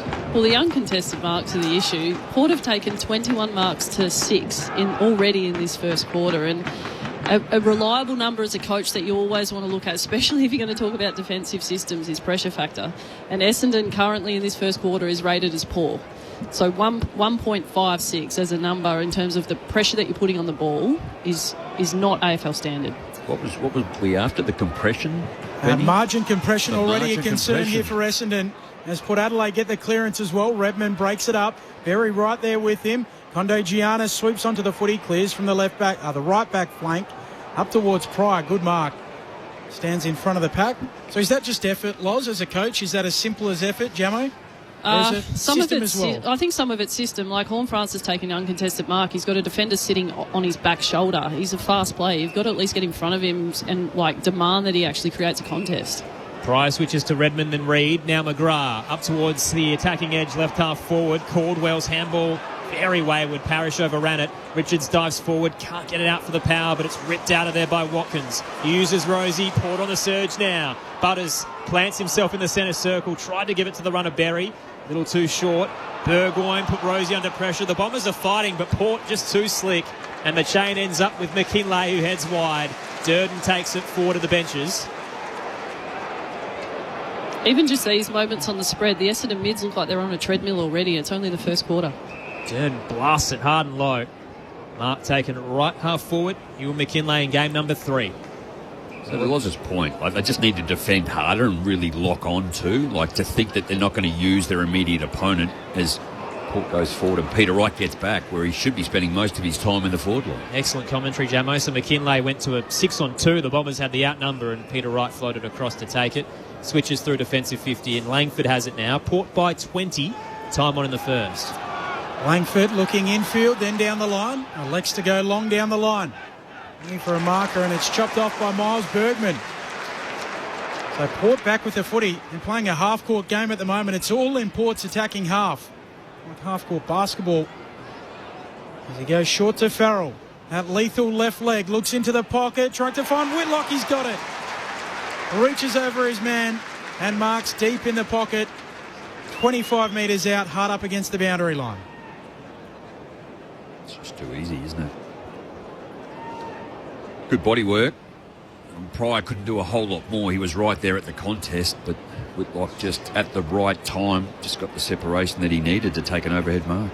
Right foot snap, 35 metres out, and just across the face. Couldn't quite get enough curl on it. So make that 4-4-28 plays 1-1-7, 22 minutes into the opening term. Braden Ingram. Bombers defender Mason Redmond has gone straight down the race. He limped off very slowly there, so they were actually down one defender for a good minute or so. Looks to be a leg complaint. I'll keep an eye on it. Bombers defence under siege and could lose a key pillar of it. Caldwell heads wide, right back pocket. Mark taken by Johnson. Now, Essendon only went in their forward 50, 40 occasions last week against the Hawks. Port Adelaide are already at 17 in this first quarter, and there's still 5 minutes remaining. It's ominous. Fiorini. Long drive through the eastern side. Radagalier gets in front to cut it off. 93 points from turnover the Hawks scored against the Bombers last week, and Essendon cannot move the ball cleanly right now. Radagalier to Aaliyah and through defensive 50. Mark taken by Bergman. Again, building into the season like Horne-Francis. That kicks a little wayward. McKinlay reckons he got a fingertip to it before it rolled over. Umpires don't agree with him. Last disposal free kick to the Bombers. This is a chance for them. Sending it corridor. Kick from Perkins. Should have been taken. They had 2 to snaffle it. Caldwell puts it down but goes again. Handed Kondo Giannis the footy and he's run down by Burgoyne. Port on the turnover. Here they come with the overlap. A long kick goes inside 50 from Lukosius and Horne-Francis. He's out the back, he marks. He's eyeing a third. He's got it. The Hornet is on fire in the first term. So too at Port Adelaide. 5 consecutive majors. 5-4-34 plays 1-1-7. 24 played Lauren Arnell, Rod Jamieson. Well, I'm going to be a broken record already in this first quarter. Port Adelaide 11 tackles to 5 and the quick rebound and no defensive structure behind the ball for Essendon. As soon as Jack Lukosius got that footy in his hands, he's as good as kick as I've ever seen in footy. The sound Lukosius makes when he strikes the ball is absolute quality. And Horne-Francis just out the back with nothing on him. So Essendon might just be ready for a spray at quarter time, but Port would be very pleased with how they've shown up to be completely dominating the game and +6 in the tackles. It's the start that they were after. Equal career high for Horne-Francis in the first quarter, Jamo, with 3 majors. Yeah, that's what I said earlier too. I think he could actually dine out and get a big bag here, even if he is He's gone deep forward now. Here come Port again. Sweet out of the middle. Searching kick to a 2-on-2. Horn Francis out of the goal square. Put it down, but front and square. Surging by is Berry. There is a power surge at the Adelaide Oval. And the Bombers cannot pull the plug. 6-4-40. Plays 1-1-7. What a monstrous first term. 6 unanswered goals from Port Adelaide after the Bombers were on the board first. 24 played, and that lead pushes out to 33. Sunday footy on ABC Sport with Rod Jamieson and Lauren Arnell. I think this is where the mercy rule comes in. We should actually get to this point and both coaches get together and go, I've seen enough. I reckon we should just call it off. Well, I know what the result's they did going to give be. last touch against Ewan McKinlay, which was definitely not last touch in front of us. That was terrible, wasn't it? You think that was sympathy? Oh, look, you'd be leaning into that area given how obvious it seemed from where we sit. But, wow. I think if you're an Essendon player right now, you're waiting for that quarter-time siren and an immediate reset. We spoke to Cam Roberts, who's the forward coach for Essendon. I think they need 2 defensive coaches. Rosie out of the middle again for Port Adelaide. This is like a training drill. Looking for Horn Francis. He can't gather it. Ball comes out. The quick snap on goal. Bounces on its point. Nearly goes through. Berry again looking for another major. It was nearly the most Angus miraculous goal. Monfries, wasn't yeah, it? that's what I was trying to get to. It was nearly Angus Monfries in the showdown from all of those years ago, but bounced on its point. And in the end, it's gone out for a boundary throw in left forward pocket. This is far too easy at the moment. Says a lot about the state of the Bombers right now. Tossed in. Sweet front position, wins it down. Straight to Drew. Beautiful tap, but not the best finish. Through for a minor score on the left-hand side. Port by 34, and Josh in St Agnes on the text line says, good afternoon, team. Enjoying the call. What we've seen from the Bombers so far this season. Can someone please turn them off and on again? I don't know what would be the largest number of inside 50s in one quarter, but we must be getting very close right now. There's 20 inside 50s to 2 in this first quarter for Port Adelaide. On track for 80 in the game. The trick for Port is going to be don't bomb long, because Essendon are sending numbers for that long bomb. If they can maintain uncontested possession and hit up the short ones, they'll keep getting uncontested marks. Ball up on the wing. Newen going after the footy. He loses it in the tackle. It comes out to Durham, to McGrath. Handball out of bounds. Last disposal, free kick. Port Adelaide ball again. And Jacob Ware, the former Giant, takes it. Comes infield to Burgoyne. So Port Adelaide by 34 points. Essendon kicked the first. And then 6 unanswered goals to Port Adelaide. Defensive work too, Port Adelaide. 14 tackles to 7. Burgoyne to Farrell, who completes the switch. One logo to the other. Aaliyah marks. Now Aaliyah looks inside 50. He'll kick long towards full forward. It's a 2-on-1. Sport away by Blackiston. Comes down. Kondo Giannis gets rid of it to Reid. Essendon ball back pocket. Port Adelaide swarm with the pressure. Close to the boundary line. Fiorini keeps it in. Richards applies some pressure. Fumbled out by Fiorini. And they're jittery at the moment, the Dons. Brad Scott is watching on without any answers. Port by 34. Horn Francis has booted 3 in the opening term. Got the most points scored in a quarter, Jamo, and the most inside 50s for a game. But AI says 25 by the Dockers against Melbourne a few years ago. Trust that, it's up to you. Out of the boundary throw in, the Bombers get the clearance through Merritt. Right now on the bounce, hands it out. Durham drives it up the spine, looking for Kako. He's got the leg speed on Mead. Sockers it to his advantage in front of the scoreboard. He'll race all the way from 50. It's tumbling towards the behind line, and he won't get there in time. Just a bit too heavy on the toe poke. And a minor score for the Bombers. Margin back down to 33 points with 2 to play in the first on ABC Sport. At the Glenelg Football Club looking after the women's program, and out the oval running around was Isaac Kako a couple of times early in pre-season too. Merritt winning the ball on the wing for Essendon. Tumbles a kick towards half forward. Chopped off by Rosie. Put Adelaide off the back flank to Burgoyne, to Burn-Jones, back to Rosie. All of that by hand. He chips a ball towards Lukosius. Has to halve it. Blackiston picks it up for the Dons. Gets rid of it to Roberts. Through the middle of the ground. Kicks short. His kick for Sharp, a good one. Attacking edge of the square. Has right deep. Elects to go short. Finds Fiorini. Pokes it for Kako. The man Jamo was speaking about. He marks 45 out, 45-degree angle at left half forward. He worked hard then to get across, but Peter Wright was out the back. The kick was on the first time. Just get it right over. He'd worked hard and probably better by Essendon in the end to come through the middle of the ground and move it quickly as opposed to the multiple handballs they're doing to transition out of their defence.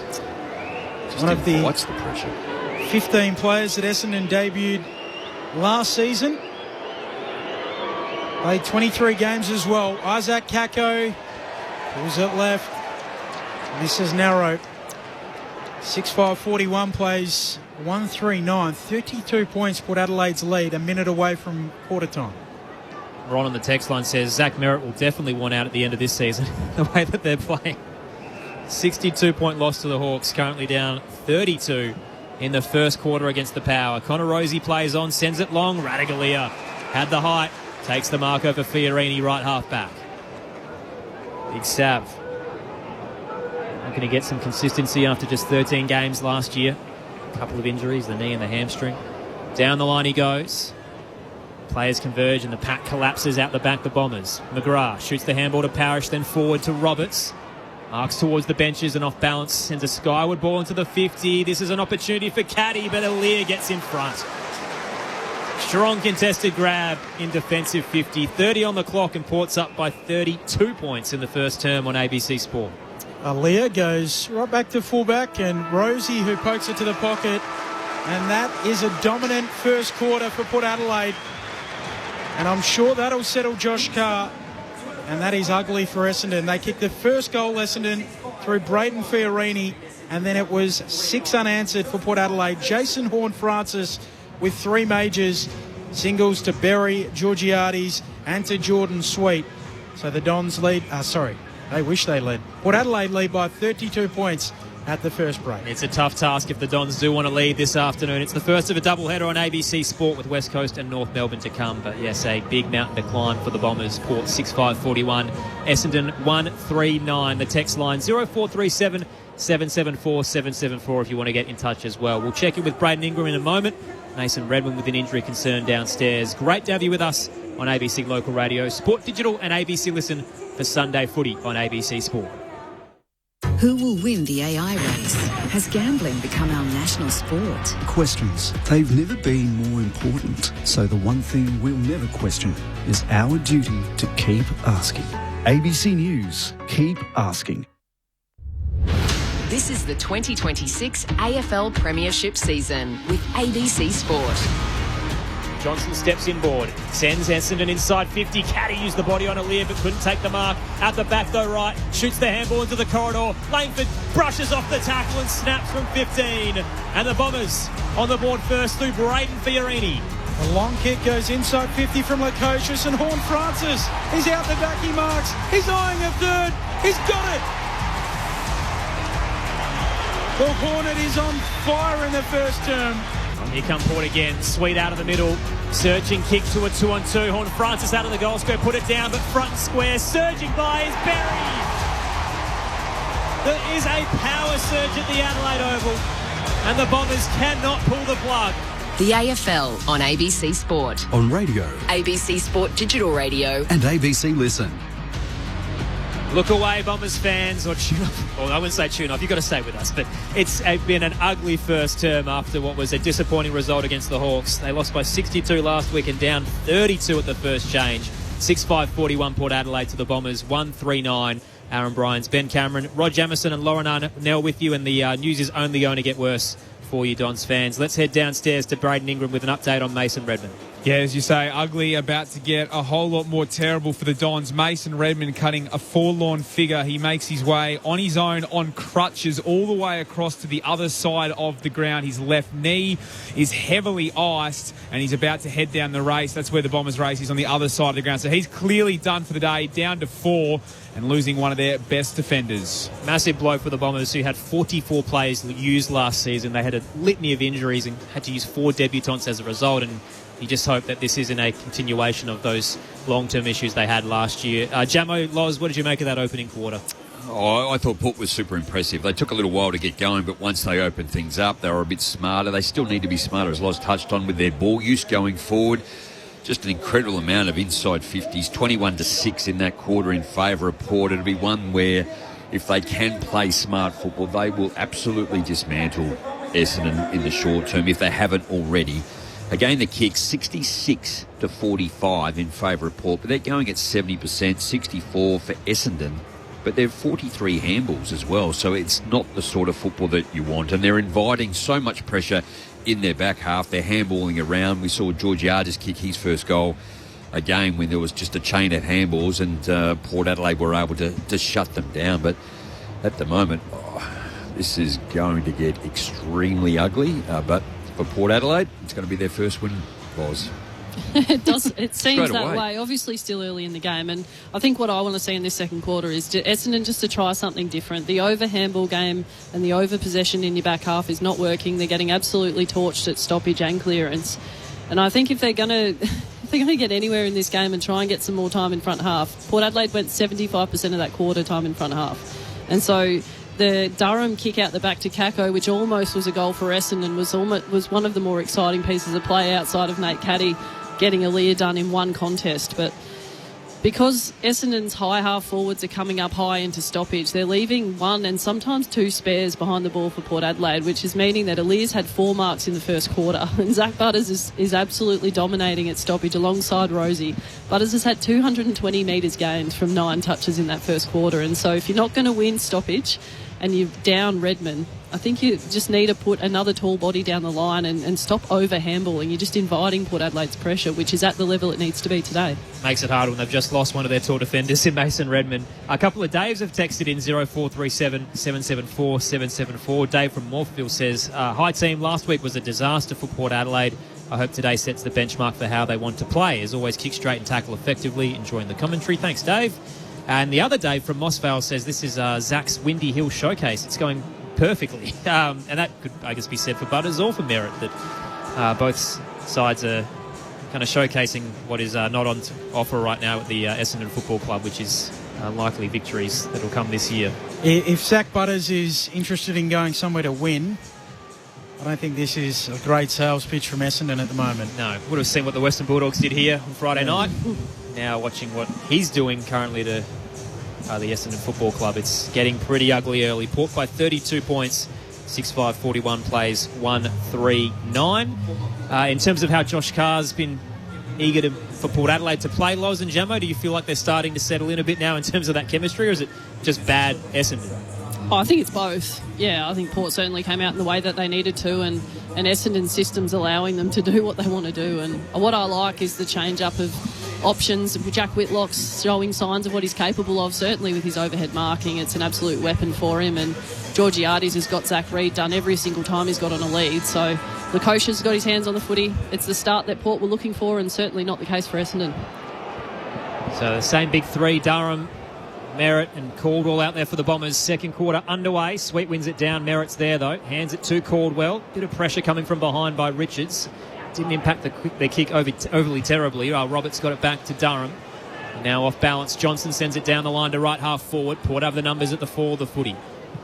Rosie back towards Bergman. Central kick on the bounce. Mead tries to fend off Blackiston. Loses his balance. Tackle. Dropped it. No free kick. They'll get the turnover anyway. The Dons. Hand pass came out from Ashkar. Out towards his teammate in Durham, but the kick was no good. Aaliyah now sends it back towards the eastern side and places it to Jordan Sweet. Just in the passage of play, Essendon handballed 6 times. Like the pressure that they're putting on, they're just deferring pressure to another teammate who can't get clear, and they've only had 3 kicks, and here they are now having to defend. Sweet kicks around the wing. Butters bursting onto the footy. Short for Lukosius. And he marks it to his chest. 40 metres out, 45-degree angle. Good to see him out playing some football too. Hope he can keep his body healthy and sound. Yeah, that fractured kneecap last year ruining his season. And as Lauren Arnell mentioned, one of the sweetest kicks of the football you're likely to see, Jack Lukosius. So there's not a chance he'll kick this now. Let's turn the volume up. In he trots. 25 now, the Gold Coast Sun. That never looked like missing. Never in doubt. Welcome back, Jack. And more of the same in the second term. 7-5-47 plays 1-3-9, less than 2 minutes into the second term. I had the privilege of watching Jack, unfortunately, march his way through endless rehab last year, and it's just really nice to see him get reward for effort. I think he did start that first quarter really, really well. His movement's been good, and to finish that one is it'll be really special for him. He's been grinding away in that rehab program for far too long. Of Lauren Arnell alongside Rod Jamieson. We'll just head down to Braden Ingram downstairs. Small positive with the Redmond injury. The initial assessment is that it's a meniscus rather than an ACL. Outcome. Just indicative. 3 kicks, 6 handballs, Essendon still going at 33%. So, even when they are kicking it, they're actually not finding a target. Margin at 38. Blackiston down, holding free kick. They'll take the advantage. Port Adelaide butters the 1-2 with Drew. Low and hard towards half forward his kick. Johnson sliding on his knees, cuts it off. Releases Kondogiannis. Straight line drive towards the 50 for Essendon. Marshall got in front, wanted the free kick, hits the deck. El Ashkar can't gather. Kako can. Broke free from Mead. It's coming back though. Durham got the free kick. They want to take the advantage and Given. Out to right half forward. Kick wasn't really great to right. Malia brings it to ground, paddles it over, and this is insufficient intent. So not last disposal. Aaliyah paddled it over with an open palm. Old rule still exists. Peter Wright has it at right half forward. A rare foray inside 50 for the Bombers. Wright sets it up. Fly from Caddy in the hard landing as he stuck a knee into Aaliyah. He stayed down as well. At the front, McKinlay gets the clearing kick for Port. Newen nearly cut it off. Juggled and Lukosius ripped it away. He just whacks it to space towards centre half forward. Reid and Georgiades. Georgiades takes it on the bounce. Reid envelops him. Takes him to ground in the tackle. Ball up. Players swarm. Port by 38 points. Last 7 goals in the game. Caddy's launch. Sweet tapping it down. Rosie dribbles a 5-metre kick onto it. McGrath dispossessed. There to work it out, Zach Johnson for the Dons, out to Roberts. He'll kick for the wing and leading up. Caddy's able to mark, keeping his feet planted on the ground this time, eastern side of the ground. Certainly got the better of the landing. Aaliyah was on his haunches for a while, well-winded. He kicks towards Durham back with the flight, couldn't reel it in. On hands and knees, Essendon unable to get it out. Tackle laid as Mead wraps up Kako and will get a ball up. True centre half forward, Port by 38. And kicked the last 7 of the game. Tap down, Rosie half volley, straight towards McGrath though. Back inside 50 for Essendon. On the march is Langford. Aaliyah with the late fist. Front square, running through. El Ashkar gives it to Wright. And now Caddy can stroll in from 10. The Bombers needed that. And the goal umpire isn't overly convinced that that went through cleanly. Bit of discussion on the goal line, even though it was hammered into the Riverbank stand, and we are going to check upstairs. Saying what? Hit the post, maybe? I believe so. It did look close live. It was much closer than it should have been. Unguarded goal square, and he has almost brushed the paint of the left-hand upright. It's going to be pretty tight. It's a bit of a tale of the first quarter and a bit, isn't it, for Essendon, unfortunately? It'll be a diabolical moment. He was 7 metres out. And we've just got left 6 of the metres goal. to play with. Yeah. Just left of the goal square, and he's nearly rammed it into the left-hand goalpost. I actually feel for Essendon in this situation because Alashka was actually so clean at ground level. He could have finished the goal himself and did the unselfish thing. And oh, no. There's a spike on edge. This will be a behind. They're a laughing stock, the Bombers. Down 32 at quarter time. It's currently 37 now as Nate Caddy misses, running into an unmarked goal.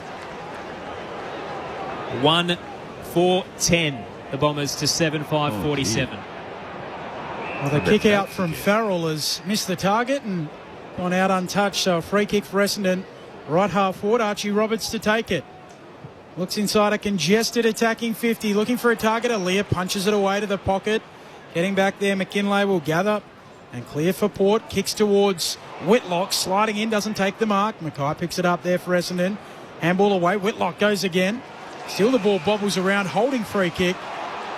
And will go the way of the Dons. Perkins.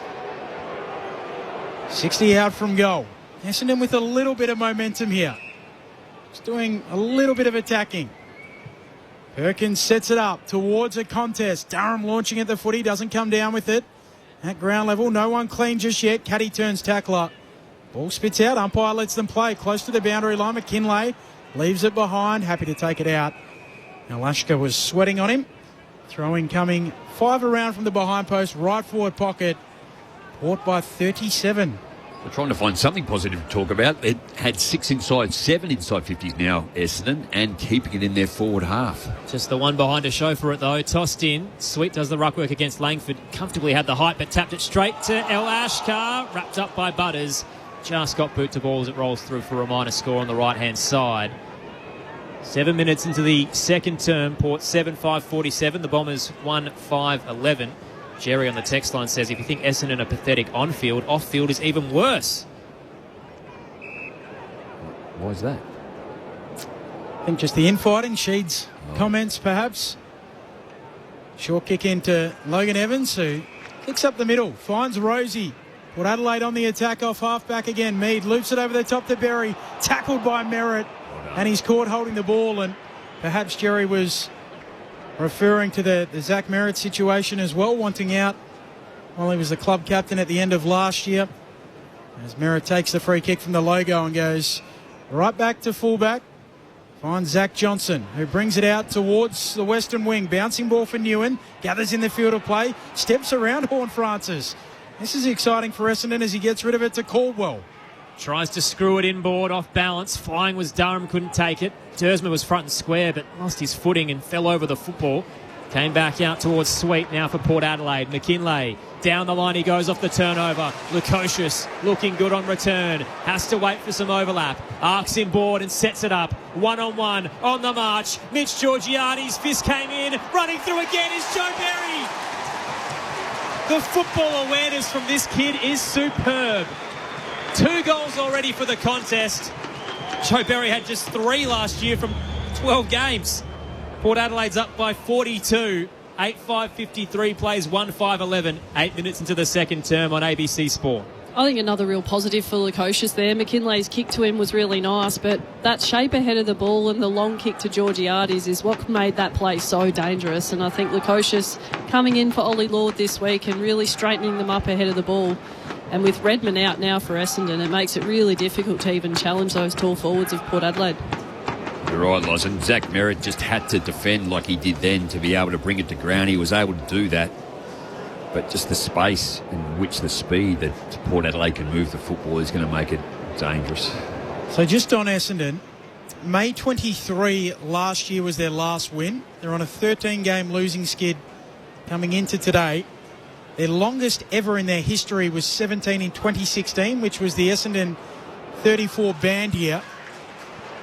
So they are careening towards that number, and they're down 42 here. But Durham takes it out of the middle. Kick a turnover. Straight to Marshall, who just hurt himself after the kick as well. I hope that's not the Achilles. He seems okay. Ball on the wing. In dispute, and Port Adelaide swarming on the tackles. Free kick to Essendon. Darcy Parish emerges with the footy, but loops it away up. Think to Kondo Giannis to take the kick. Wide 45. It's Zach Johnson on the logo.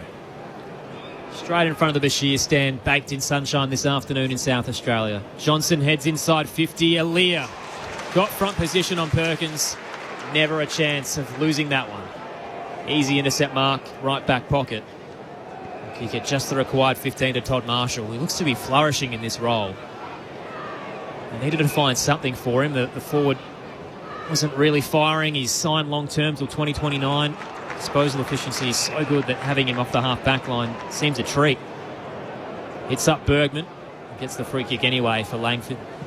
Putting the arm over the shoulder. Moves out to the eastern side. Radical Ears, full stride here. Takes it and goes. Up through the logo, his kick over the top of his target. And bounces fortuitously to Richards, who turns from 45, sets sail, and puts it straight over the goal umpire's hat. Porter toying with them now. They're up by 48 points. 11 played in the second term. 9-5-59 plays 1-5-11. Sunday footy on ABC Sport with Rod Jamieson and Lauren Arnell. Is it the last weekend of the Fringe? Yes. I might head there at half-time. That's rough. That is... This is going to be incredibly difficult to find anything that's optimistic around Essendon and what they're doing and how they're playing. And that's disappointing and frustrating for all Essendon supporters. But at the moment, Port Adelaide are just finding a way to get everybody engaged. They've got 6 goal scorers. Joe Berry has the 2. Jason Horne-Francis haven't really called his name much, and he had 3 in the first quarter. So it is more of a training drill, but Port Adelaide are going to find a way to... This margin is going to incredibly blow out. Just on the caddy poster as well, I'll come back to that because free kick Essendon out of the middle. Wright sends it into the pocket, scored away by Farrell. Out of play. When caddy hit the post, kicking to an open goal from 7 metres out, it would have been a 32-point margin. That's wiped off. Instead, Port Adelaide kicked the next 2 goals, and now it's 48. Also ruins his kind of near 50% margin. He's 30 goals, 33 through his career. Swatting it down from the ball in is Whitlock. Goes and gathers it on the bounce as well. Tackled by Parrish. Ball's not coming out. The umpire wants it. Nathan Toner will ball it up in the pocket. Power by 48 at the moment. We're only in the second quarter. West Coast and North Melbourne to come later on ABC Sport. Tossed up, tapped down, and Langford's wrapped up by 2. See, Peter Wright's gone to a key defensive position, which has actually got him man-on-man on Jason Horne-Francis right now. At least he's got the body on him there. Tap down to Rosie. Tumbling kick out of there for Port Adelaide. Wright comes out to meet it. Attacking edge and immediately is gained up.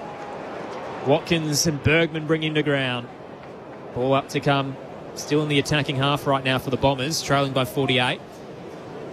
Wright will now do the ruck work. Wins it straight to Parrish off a kick, straight up and down. Flying Dursma took out Newen. It spills down Port Adelaide's way.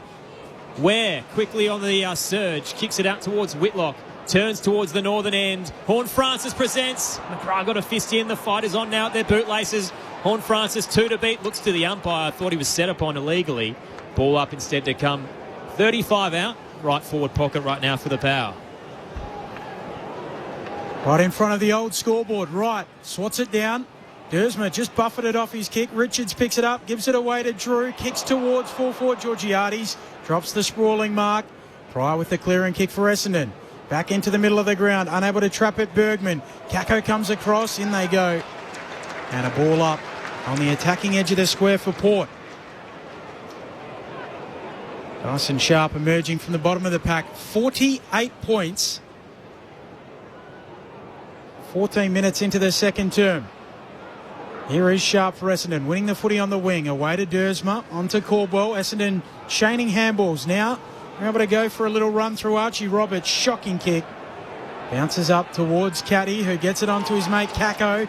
Under the pump, close to the boundary line. Port Adelaide arrive in numbers. Radaglia holding it in. And a ball up, high half forward, wide out for Essendon. Port by 48. Maybe one of the positives this quarter is their ability to keep the footy in their forward half, Essendon, but still can't manage to finish off. Here's another further chain of handballs and lose the footy once again. Right, won it down the chain, started by Caldwell, ended at Roberts, and he's bowled over in the afters as well from Willem Drew. He gets stuck into him, and it's actually coming back. So Roberts, off a 4 handball chain, turned into trouble and was collected. Just absolutely bowled over by Jackson Mead. Lost the footy, and the umpire said illegally. So all that trash talking from Willem Drew, and now he has to stand the mark. Archie Roberts, left half forward in front of the Rashudo stand. Sets it up, top of the goal square. Caddy wants to fly, but can't get there in time on the trot. Evans with the fist brings it down, and it rolls over the boundary line, left forward pocket. Port by 48, Sunday footy on ABC Sport. The text line, Paul in Yarrawonga says, can Zach Merritt get out of the club by the mid-season draft? Got a forward 50 stoppage here, Essendon. Can they find the major opening? Langford and Whitlock doing the ruck work. Langford laying it down. Ball comes out. Archie Roberts gathers 40 from goal. Kick smothered. Back into the muck. Spits out for Port Adelaide. Ware gets rid of it. Away towards McKinlay. Clearing kick up towards the wing. Georgiades nearly. Dursma there though to pinch it. Condo Giannis off to Dursma. Now Caldwell. Essendon can go back in. A kick to full forward. Looking down there for Perkins. Alia outpoints him. Marks on the last line for Port.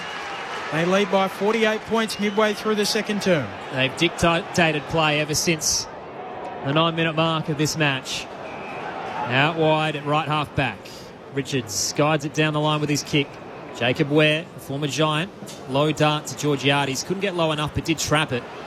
Popped up with the handball to Rosie, running by casually. Wasn't streamlining full pace, just easily guides it into the 50. It's targeting Durden, beaten to it by Newen though. Handball is good for the Bombers. Johnson out wide, but Pryor missed his target, and now they're under pressure again, running the other way. Knocked forward by Watkins, then Durden's kick smothered.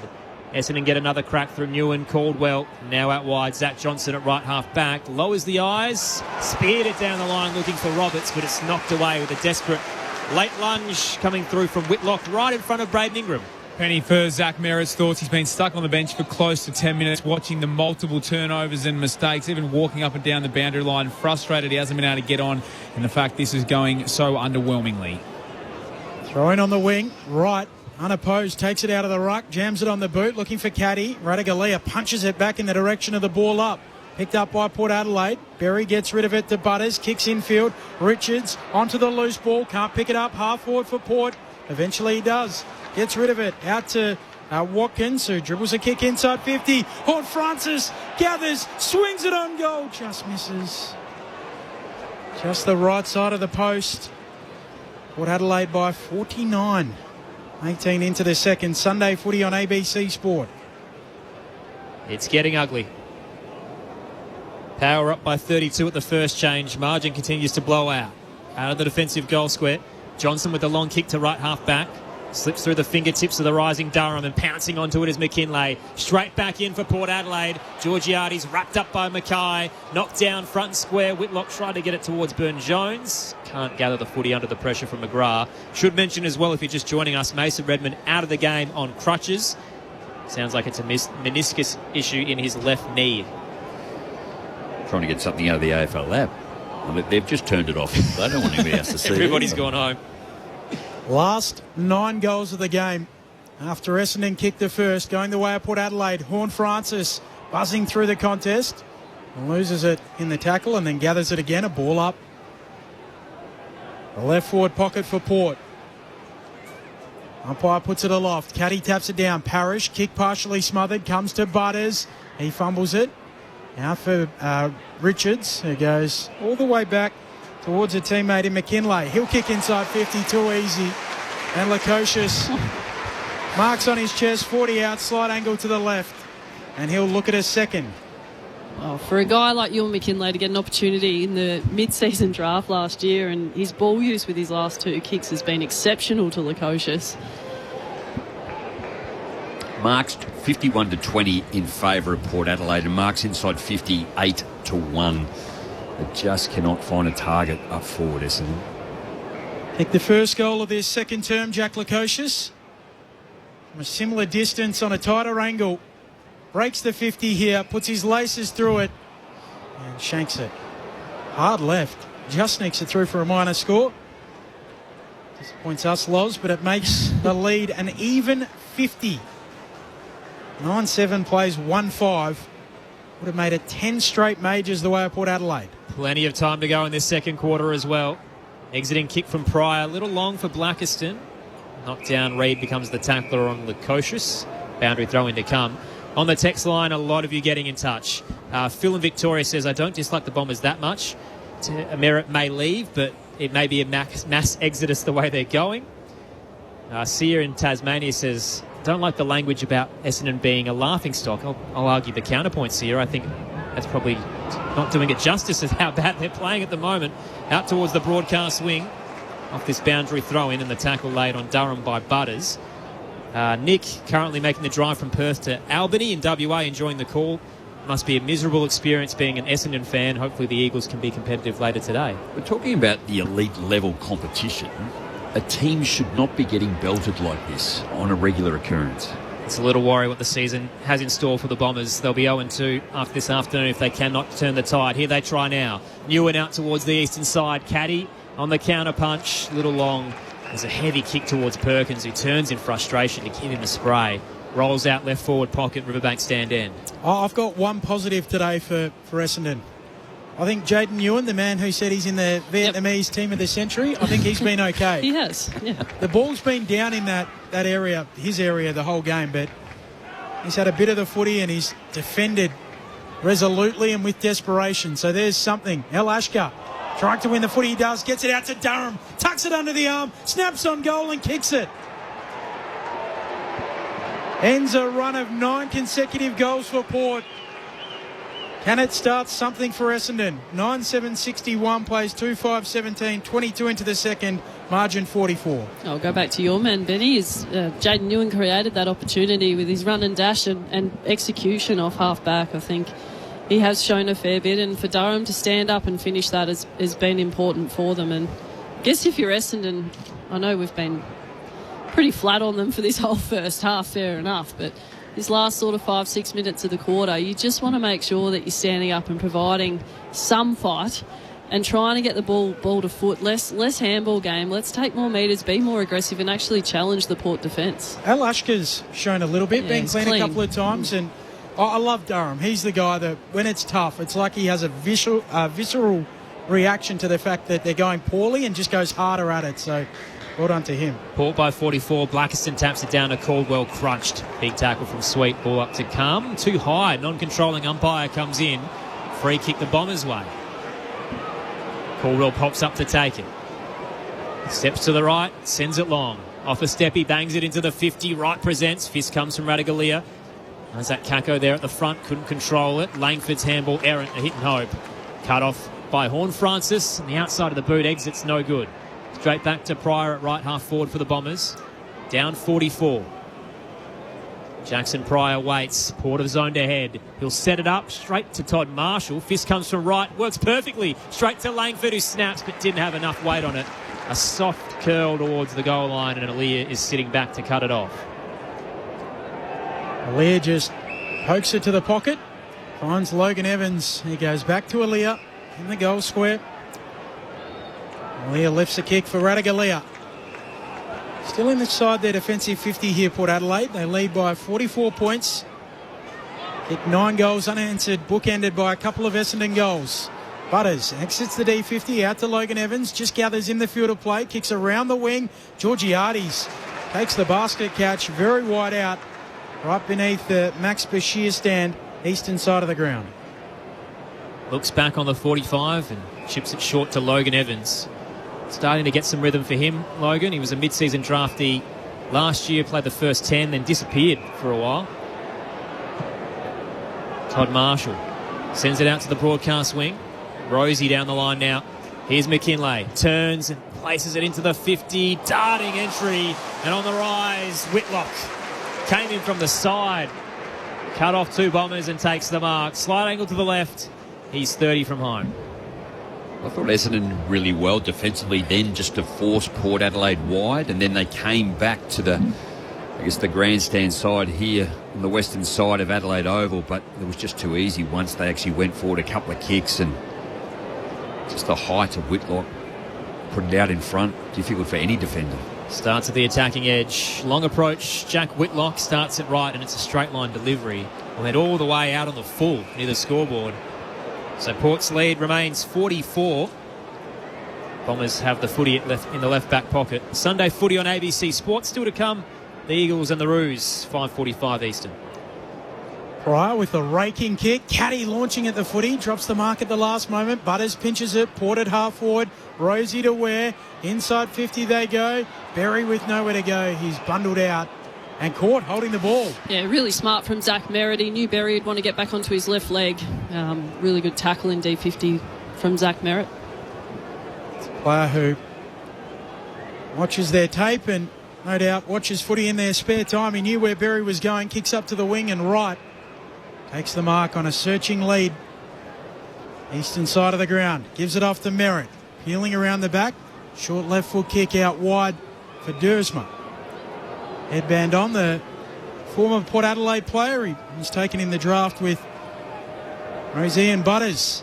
Ultimately traded for Zerk Thatcher and Lorenz, who aren't playing today. Kicked it straight into Ware on the mark. Ricochets out towards the centre square. Ware keeps tracking it and Dersma loses his feet. Drills the ball into the 50 and Jacob Ware hits Corydon. The 2 new faces combined for a shot at goal. I know it's radio and I should speak, but I'm actually speechless. So painting the picture, you're just shaking your head, Jamo. It's ugly at times for the Bombers. We're only a half footy in. 26 played in this second term. Doesn't get any easier for Essendon either. Up against the Roos. Under the roof next weekend. Western Bulldogs after that. Melbourne, Gold Coast, Collingwood, Brisbane. Durden comes in, leans back on the kick and just enough on it to clear the players on the goal line. Corey Durden has his first in power colours at the Adelaide Oval. After 2 last week, the Golden Gove product can celebrate with the locals. Port Adelaide's up by 50 once again. 10-7-67 plays 2-5-17. Sunday footy on ABC Sport. Braden Ingram downstairs. Well, Braden Fiorini toured the Power during the trade period, ultimately opted to join Essendon. He threw his hands out there as to his teammates as to why no one was on the goal line. He couldn't believe it as that one almost trickled through. I think Alashka actually made his way down there to try and help, and it may have been Zach Reid who looked largely disinterested in doing anything about it because it drifted really low. Maybe we've misjudged it from level 5 here at Adelaide Oval, but I can say Xavier Dersman's cutting a very lonely figure on the wing with that turnover for Essendon. Yeah, Reid was sort of next to the goalpost and didn't show much interest, as you said, Loz. Sock it out of the middle by Rosie for Port Adelaide, and he'll get it back. Receives the handball from McKinlay. Kicks on goal, or looking for a target either way. Out of bounds on the full. Well, as a coach, what are you saying to your team at half-time? Essendon? Yeah. I think what I've been saying for a little bit of this call is like we actually have to challenge them, and you quite literally have nothing to lose being 50 points down right now, and the only way you're going to challenge them is to play faster and try and take metres. And that's going to rely on, I think, looks like Mackay's gone ahead of the ball. Sorry, I'll give you the call, guys. Picking it up on the wing for Port Adelaide, Farrell. That's a handball into congestion. Burgoyne away to Radagalia. Stopping, propping, kicking for Whitlock. He marks. 70 out from goal for Port Adelaide. Don't worry, Loz, you've been excellent today. We've loved having you back. 5 years we've waited for this. Not that we didn't enjoy your coaching experience. You did a great job with Port Adelaide. Whitlock sends it into the left forward pocket on the rise. Burn-Jones had it ripped away as he landed on the ground with it in his chest. McGrath wrenched it out and then knocked it over the boundary line. They're not sure if it came off a boot on the way over, though. I think Darcy Burn-Jones there. He was stiff not to get the mark, and Zach Butters wants this as an out on the full free kick. I think it's going to Essendon. It is. So Butters had set up for a set shot, and in the end has to hand it to McGrath. Right back pocket. It's like a trick kick. Came off the back. Yeah, the back heel of McKinlay. Yeah. Bit of pinball. McGrath sends it long. Caddy comes up through the wing and takes the mark forward of the logo. Looks inboard. No spaceman on offer there for the Bombers. He kicks it up towards half forward. Ware cuts it off. Pressures on Dersman now. Did very well on the tackle of Aaliyah. Got it to Langford and now Caldwell. Essendon inside 50. It's a long kick though. Backtracking Kako. Desperate dive from Evans. Knocks it through for a minor score on the left. Port's lead down to 49 as we close in on half-time. 4 goals to 1 in the second term, the way of Port Adelaide. After they kicked 6 unanswered goals in the first quarter following first of the game, the way of the Dons. Short kicking to exit the D50 here for Port Adelaide, and Burn-Jones on the end of it beneath the Max Bashir stand. Tight ropes the boundary line with his kick. Bouncing ball, trying to get it towards Berry. And Merritt just outpoints him, taps it to himself, kicks infield to Reid. Goes back to Zach Johnson, short kick to Mackay, and he's 45 out from his defensive goal. Port by 49, goes back out wide for Merritt. Former Essendon skipper. Kicks towards the logo, looking for Caldwell. Burn-Jones halves it, ball hits the deck. Coming through for Essendon, Pryor picks it up. Handball to Durham. Handball to Kondo Giannis, and goes back to Durham. Left foot kick inside 50 for Essendon. Marking contest in front. Langford can't take the mark. Logan Evans there, and Port Adelaide should work it out through Ware. Releases Marshall, a skidder. Wormburner up towards Rosie. Very clean at ground level, but lost it in the tackle of Durham. Gets another crack. Handball, a hot one. Cut off by Pryor, and the Bombers will run out of time. It's a power procession at the moment at Adelaide Oval. The home crowd relishing it in the sunshine of South Australia. Port by 49 points at the major break. 10-7-67, plays 2-6-18. Goal scorers for the Power. Horn Francis with 3. Tudaberry, singles to Lukosius, Georgiades, Sweet, Richards and Durden. Meanwhile for the Bombers, both theirs individual and coming in either quarter. Braden Fiorini in the first, Sam Durham in the second term. Caldwell with 16 touches, the best for Essendon. Parrish with 13, Merritt the same. Meanwhile for Port Adelaide, Rosie with 20, Butters with 14, and it has all the makings of that pre-season fixture when Port Adelaide absolutely annihilated the West Coast Eagles. Text line this afternoon, 0437 774 774. TJ's got in touch from Tasmania and reckons the Devils VFL side could destroy the Bombers in this form. They're up and about down in the Apple Isle, Benny, after their 17-point win over Coburg yesterday. Didn't quite know the song, but they certainly knew how to play footy. Excellent result for them. I hope you enjoyed it, TJ. Des in Ascotvale as well says, hey team, thanks for doing your best with a tough game. Are the Bombers seconds showing any promise? Benny gave some of the numbers earlier, but in terms of yesterday, I think Jacob Farrow picked 9 out of the draft, best on ground. He had 31 touches and a goal. Elijah Sardis at 21. Sullivan Roby 13 touches, and Nick Cox was back, Benny. Yeah, Sullivan Roby was on a time restriction, so the 13 disposals wasn't as few as it might have sounded as well. Yeah, Nick Cox, he's the big one. I mean, didn't play back half of last year with those concussion issues. So hopefully for his well-being as much as anything else, we see him back soon. And Chuka and Wodonga says Essendon need to address their forward line immediately. We have not had a truly dominant forward since Scott Gumbleton. Bit harsh to poor Joey Danaher, but yes. I think the first point is absolutely correct. There's really not much ahead of the ball, and you've got a group of guys there's no real key forward. Caddy's an exciting player who's capable of so much, but he's not a number one target forward. He needs a big forward.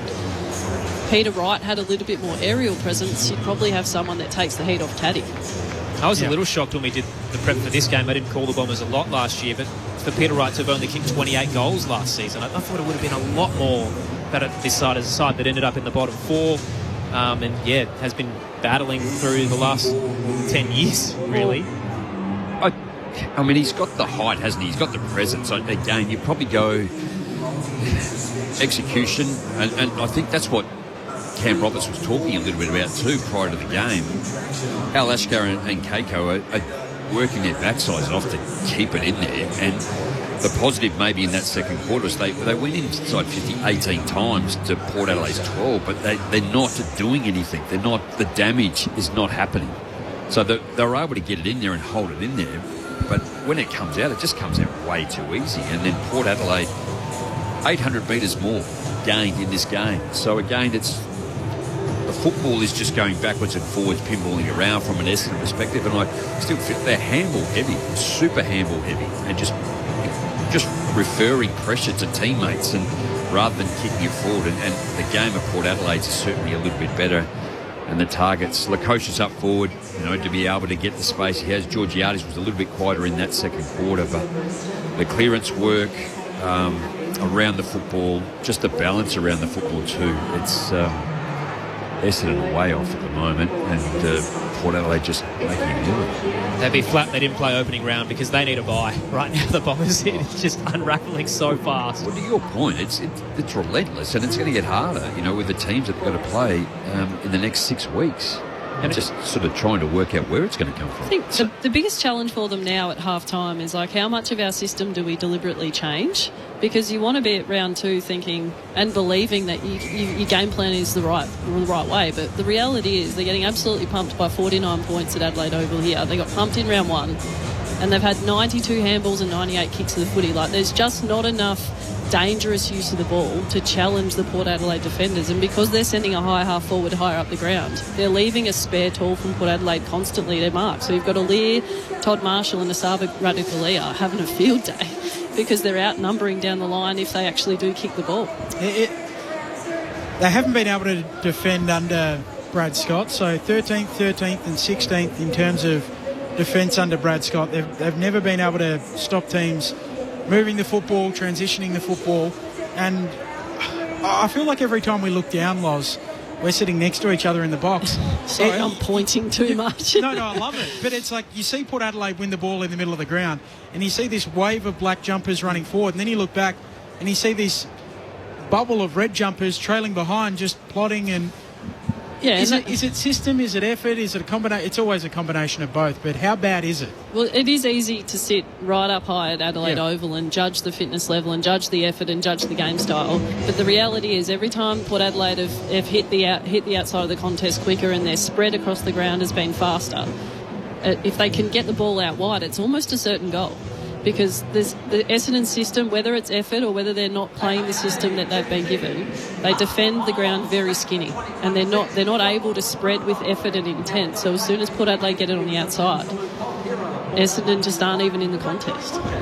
They're allowing, I think most teams, they'll stand off enough to allow you to, if you nail a kick, you sort of almost go, all right, we'll cop that. But if you're off a little bit, you can get to it. So Port Adelaide, like going forward, Essendon can't even nail a mark in the forward half and over handballing. And I'm trying to find the biggest area, like what positional player or can give them the biggest benefit. And looking back, like Sam Draper's gone, like so forward ruck. Yeah. Todd Goldstein. It's a big loss. They are, aren't they? And then they've got two young blokes coming through and one's coming back from a knee. And they still, I don't think that's the problem, but we've got Ben Mackay that's playing back and having absolutely no impact in the game. So you'd like to think the game plan or the system, this is not it. I don't know what it is. So to your point, Liz, I'm not quite sure, as Brad Scott going in at half-time, like what am I going to say to these guys? Because one, they're not getting enough of the football to execute it properly or well enough. And when, to your point, when they don't have it, they're just getting blown away on the rebound and Port Adelaide are carving it. Which is shambolic in itself, that as we've just touched on, this is the game plan we've seen over the last few years. So you say you don't know what it is, Jamo, and all we see is that they're not running, they're not defending, it's too easy to score against, but it is the same mantra and approach, so they haven't really changed. There is a game plan, we don't know what he's trying to do. Look, I'm hopefully hugely optimistic around most things and my outlook on life, but I'm just trying to find positives here for Essendon, and I'm really struggling. You know what the positive is? West Coast and North Melbourne to come later today, and they can get a glimpse as to where they sit in the seedings, because North pounced on Port Adelaide and won by 46 last week, and Port are doing a number on the Bombers right now. So if North get West Coast, maybe there's a team they could beat this year in the Eagles. We'll find out later today. There's certainly something to look forward to wrap up the round. But, yeah, right now it's a hard place to be as a Bombers supporter, and you wonder what rock bottom's going to be. They've been through a lot over the last 10 years, including the supplement saga. But, yeah, the way they're playing, they're headed towards a 15th consecutive loss either side of the last two seasons. 0437 774 774, the text line if you want to share your pain or your relishing and enjoyment or anything you want to chat about footy. Feel free to let us know. Brendan in Hobart's actually wondering how Corbin and Rama are doing, so I'm sure Benny will check in and can let you know after the break. 0437 774 774 is great to have Lauren Arnell back with the team. Rod Jamieson as well here as well. Aaron Bryans and Ben Cameron calling the action for you. The second half coming your way very shortly for Sunday Footy on ABC Sport. But for now, we can get the latest from the ABC newsroom.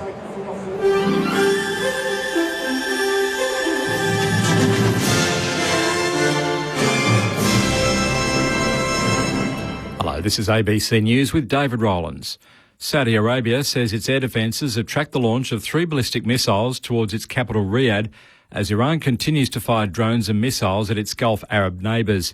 With the war launched by Israel and the US now in its 4th week, the Saudi Defence Ministry says 1 missile was intercepted, while the other 2 fell in an uninhabited area.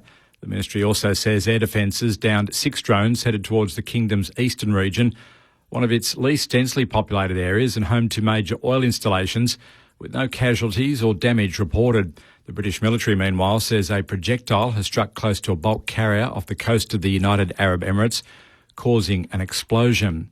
Israel's Prime Minister says his country is determined to continue striking our enemies on all fronts after an Iranian attack near Israel's nuclear research centre. More from Eliza Getzi. Iran has struck the southern cities of Dimona and Arad in the sparsely populated Negev desert, leaving buildings shattered and more than 70 people injured hours after US-Israeli strikes reportedly hit Tehran's main nuclear enrichment site in Natanz. Iran had previously threatened to target Israel's nuclear program in response to the Natanz strike. Israel's military says it wasn't able to intercept the missiles and it's investigating why. It marks an escalation in the war, which is now in its fourth week, the first time Israel's nuclear research centre has been targeted. Prime Minister Benjamin Netanyahu has called it a very difficult evening in the battle for Israel's future. The World Health Organization says at least 64 people, including 13 children, have been killed in a strike on a hospital in Sudan's East Darfur state. Sudan's army and its civil war foe, the Rapid Support Forces, are blaming each other for a strike, as the BBC's Yosef Taha reports. This strike has been blamed by the paramilitary Rapid Support Force on the National Army. They say that the army had used a drone to hit the hospital. However, actually, this is not the first time to hit the hospital and dying. It's the third time. But this, of course, is the most devastating because it has killed so many people and put the hospital out of action completely. The National Army had issued a statement in response dismissing the allegations and saying actually such attacks were carried out by the paramilitary. The South Australian Greens have criticised the Liberals for preferencing One Nation, as Pauline Hanson's party looks set to enter South Australia's lower house for the first time. The Greens have about 11% of the primary vote, with the count still underway following yesterday's election. Labor has won at least 32 lower house seats, while the Liberals have secured just 4 so far. No seats have been confirmed for One Nation yet, but the party is currently ahead in a handful of electorates. SA Greens leader Robert Sims says it's the fault of the major parties for building an economy that leaves ordinary people to compete for the scraps, and blame them for not holding One Nation accountable. We didn't see the lies and misinformation of the One Nation party being tackled by Labor or the Liberals. They were able to get through this election campaign without any scrutiny. A Queensland child has become the first in Australia to be given the flu vaccine via a nasal spray. The 5-year-old today received the Flu Mist spray instead of a needle, which kickstarted the state's $31 million rollout of the winter's flu vaccination program. Health Minister Tim Nicholls says the UK saw a massive jump in the number of 2 to 5-year-olds being vaccinated after introducing Flu Mist. Parental distress about their children's distress is also one of the factors that leads to fewer people seeking the flu vaccine via the traditional delivery method, and that's one of the reasons why we were guided to use the Flu Mist. Staying in Queensland, where the Ethical Standards Command is investigating after a man was shot by police at Logan, south of Brisbane. Chelsea Malunga reports. Emergency services were called to Ewing Road near Carmody Street at Logan Central last night, following reports of a man armed with a knife making threats. Police say officers tried to negotiate with the man, aged in his 30s, before he approached them holding the knife and was shot in the abdomen. He was taken to Brisbane's Princess Alexandra Hospital, where he remains in a stable condition. No police officers or members of the public were hurt during the incident. A crime scene has been declared and investigations are ongoing. And more than 500 passengers on trains running between Sydney and Melbourne are facing travel disruption due to heavy rain. The Australian Rail Track Corporation is working on repairs to tracks in southern New South Wales, with passengers diverted to regional coach services. Get your footy fix with ABC AFL Daily Podcast. Corbin Middlemass and Ben Cameron are joined by a cast of AFL legends to pull apart the biggest stories in Aussie rules. Search for the ABC AFL Daily Podcast on ABC Listen. This is the 2026 AFL Premiership season with ABC Sport. Sweet kicks around the wing. Butters bursting onto the footy. Short for Lukosius. And he marks it to his chest. 40 metres out, 45-degree angle. In he trots. 25 now, the Gold Coast Sun. That never looked like missing. Never in doubt. Welcome back, Jack. And more of the same in the second term. Port Adelaide, McKinlay, down the line he goes off the turnover. Lukosius looking good on return, has to wait for some overlap. Arcs in board and sets it up. 1-on-1 on the march. Mitch Georgiades, fist came in, running through again is Joe Berry. The football awareness from this kid is superb. Now we're up by 32 at the first change. Margin continues to blow out. Last 9 goals of the game. After Essendon kicked the first, going the way of Port Adelaide. Trying to win the footy, he does. Gets it out to Durham. Tucks it under the arm. Snaps on goal and kicks it. Ends a run of 9 consecutive goals for Port. Can it start something for Essendon? The AFL on ABC Sport. On radio. ABC Sport Digital Radio. And ABC Listen. A diabolical half of footy from the Dons as they career their way towards a 15th consecutive loss. Whilst for Port Adelaide, it's the rebound they were hoping for after the loss to North Melbourne last week, showing some very promising signs, leading by 49 points at the major break. 10-7-67 to 2-6-18. The Bombers kicking a goal in the first to start the game and then one in the latter stages of the second, otherwise unsided, and the pain continues to be piled on as well. Mason Redmond out of the game early with a meniscus issue. He's on crutches. His left knee is the concern there as well. So it's been a rough afternoon and there's still a half of footy to go. Aaron Bryans and Ben Cameron with you alongside Rod Jamieson and Lauren Arnell. Text line this afternoon 0437 774 774. Fran has got in touch, says, I feel for the Bombers. Port are not on my radar. I forgot they even had a new coach. What is Ken Hinkley up to? He's in the media centre at the moment, but maybe he'll get a call the way that Essendon are going. He might find his way back towards the coaching fraternity. Andrew in Duncraig says, the fact that Merritt is still at Essendon shows no consideration to the future of the football club. People should be held accountable. The CEO and football bosses are those two people. That will show that Essendon are serious. So the offer was pick 10, 22, a future first, and Henry Huswaite from the Hawks, and the Bombers declined it as a show of force. Not sure if it was the right way to go about it, Benny. Oh, I disagree with the text. And I mean, Henry Huswaite isn't playing at the moment in a Hawthorn team that struggles with midfield depth. So I don't mean that disrespectfully to Henry Huswaite, but it's hardly like he was a You're not getting a star starter in, yeah. And I think this is ground zero. So I think the people in charge right now are trying to rebuild Essendon from the ground up. Like, I think this is year zero. And you can start counting from next year, the year after that. They've got a long way to go, but I think the people in there are trying to build it up from where it is right now. I don't think they're to blame. I couldn't agree with you more as well. I think the right move for Zach Merritt was to remain. The man signed a contract that keeps him at the footy club, and to try and break that contract, and for the way it went down, and Andrew Welsh coming in as president at the time that he did, I actually agree with it. And I think if you're at the game now, the last problem on the ground Essendon have is Zach Merritt. Yeah, and so it could be worse if he's not out there as well. Let's not forget that. It's bad now. They've got a lot of kids.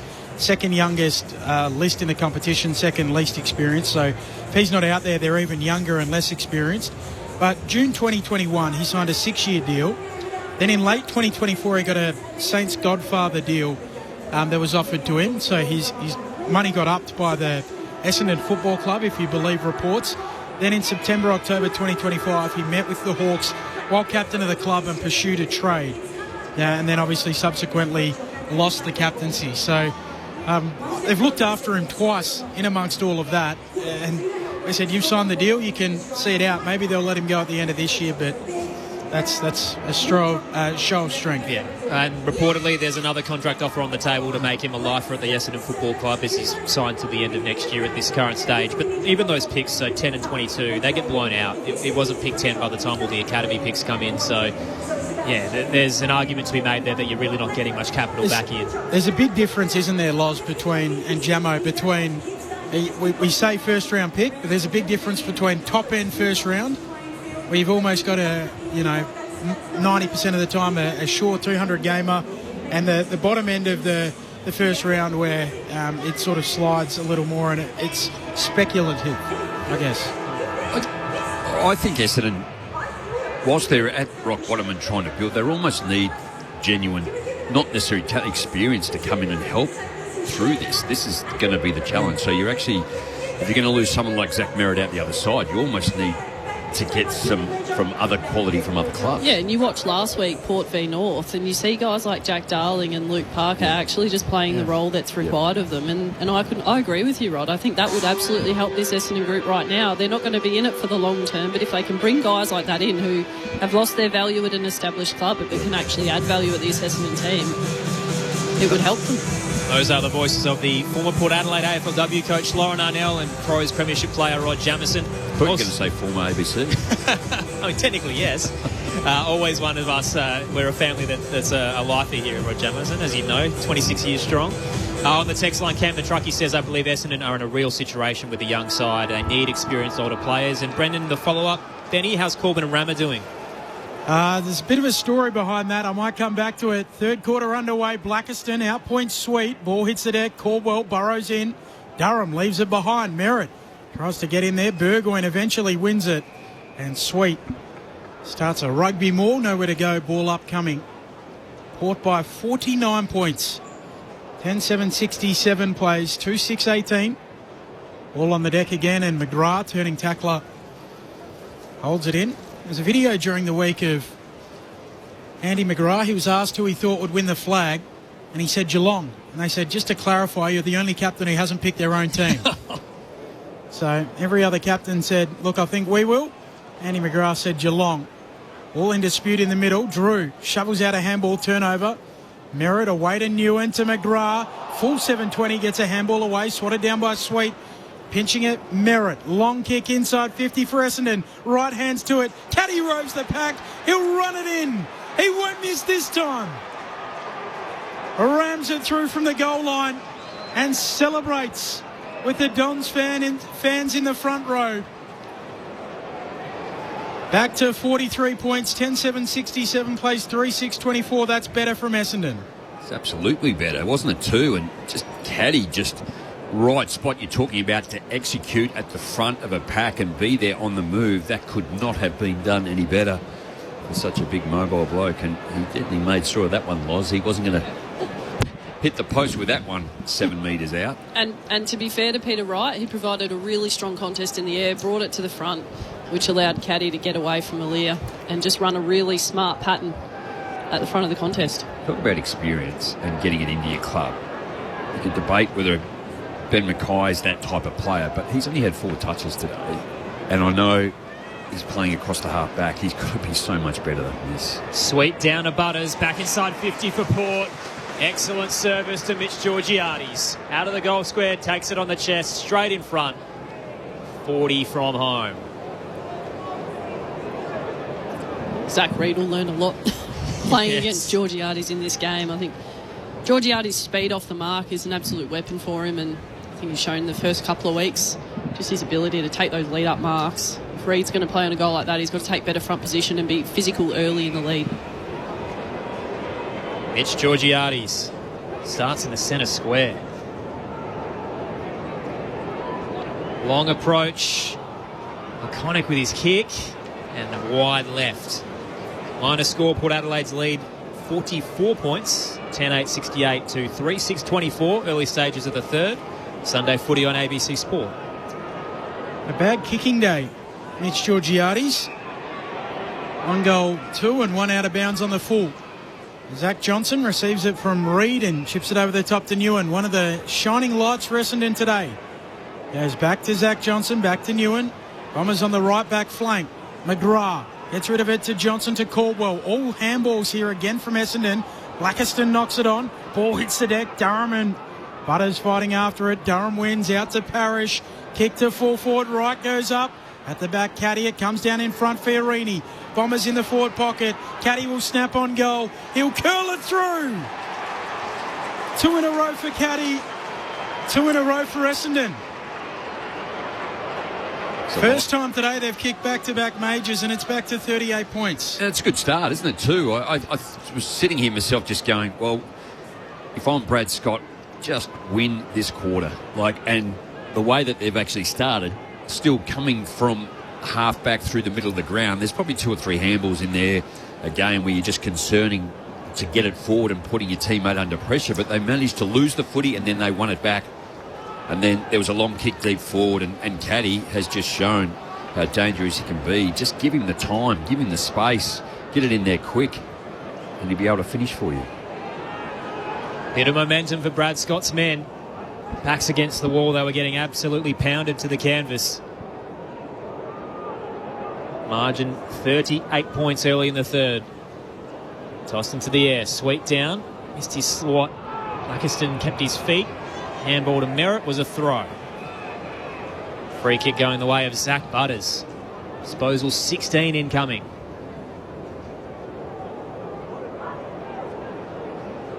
Is the crowd pretty quiet? A little bit kind of solemn. Short low pass from Butters out towards Horn Francis on the bounce.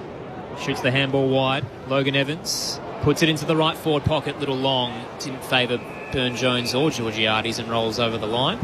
Hot start from Essendon's just caught them off guard a little bit, Jamo, after maybe getting a feed at the half-time break. Port by 38. It's the Nazi Goring out the back. Kicked the first 2 goals of the second half. They've also kicked 3 of the last 4 goals in the game after Port piled on 9 straight. Sweet trying to take it out of the ruck. Newen fighting after it. Heading in there, Burgoyne too. Fiorini fumbles it. Burne-Jones jams it on the boot. Kick to full forward. Roberts wins it for Essendon. Heron handball. Georgiades in the forward pocket. Knocks it to Lukosius. Back to Burgoyne. Put Adelaide in the left forward pocket. Handball for Whitlock. Dispossessed. Newen picks it up. Gives it to Roberts under pressure and he got in his back. Overzealous Lukosius with the tackle. Archie Roberts, right back pocket. Port lead by 38, 6 minutes into the second, and Roberts likes the switch. Out towards left half back, it's well scouted. Horn Francis knew exactly where it was going the moment it left the boot. Cuts off Fiorini and takes it potentially in his range. Man on the mark's 48 out, he wants to share it. Centering kick, Drew's been left all alone. Sea Bombers in the right back pocket. Meanwhile, centrally, Willem Drew had a paddock to work with and takes the mark straight in front. Just looked very similar to that first quarter again, like Port Adelaide getting organised with their defensive pressure in the front half and finding another uncontested mark for a midfielder inside 50 is... Essendon will review this and say it's unacceptable, but just to leave Drew there is it's a sin.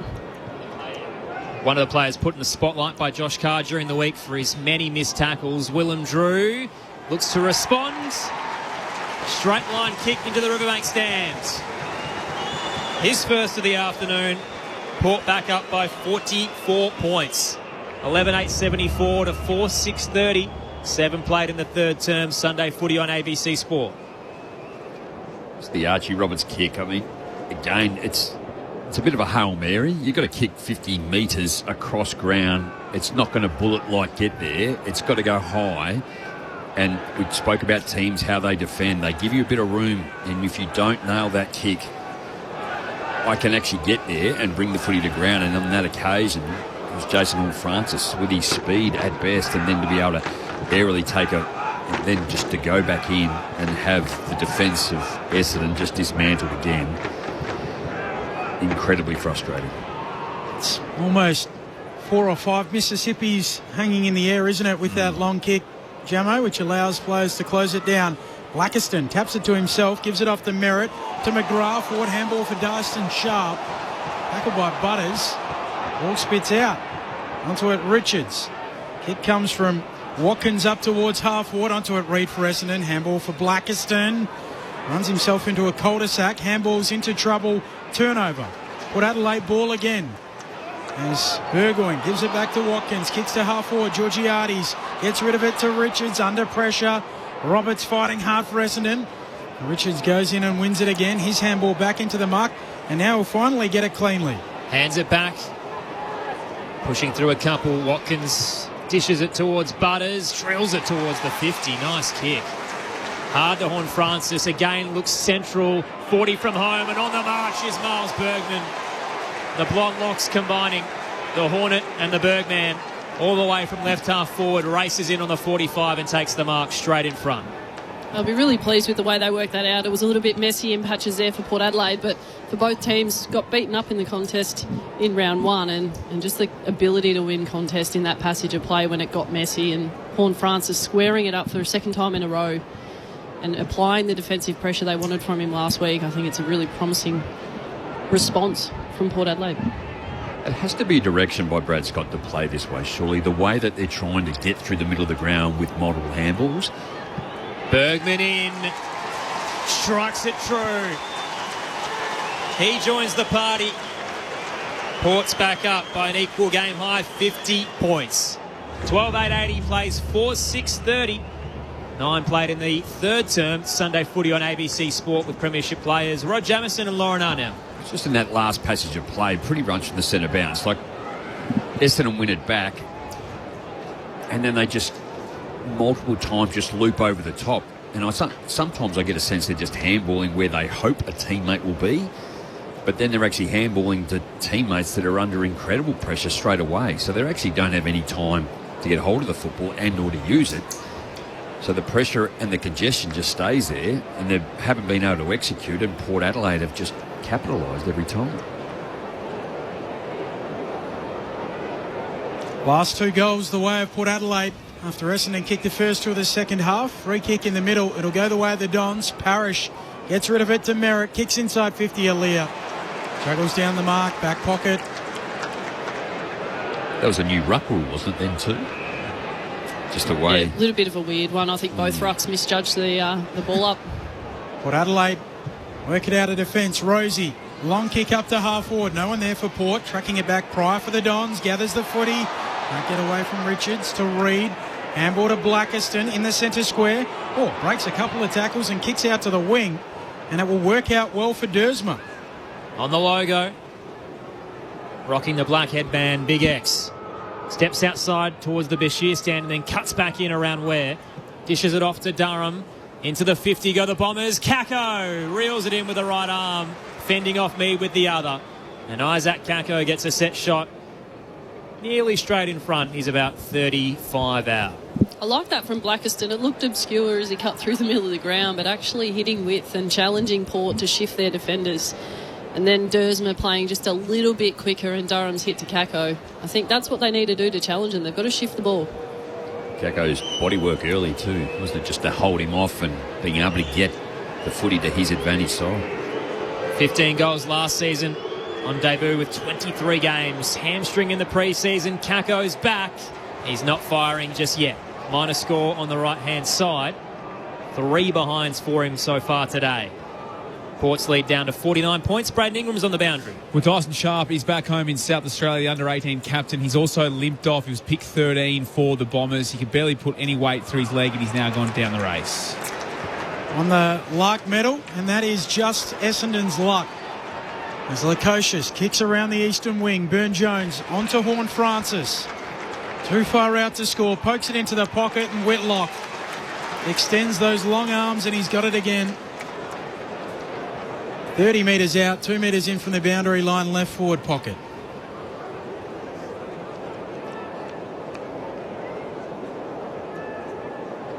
Too easy again for Port Adelaide down that eastern wing.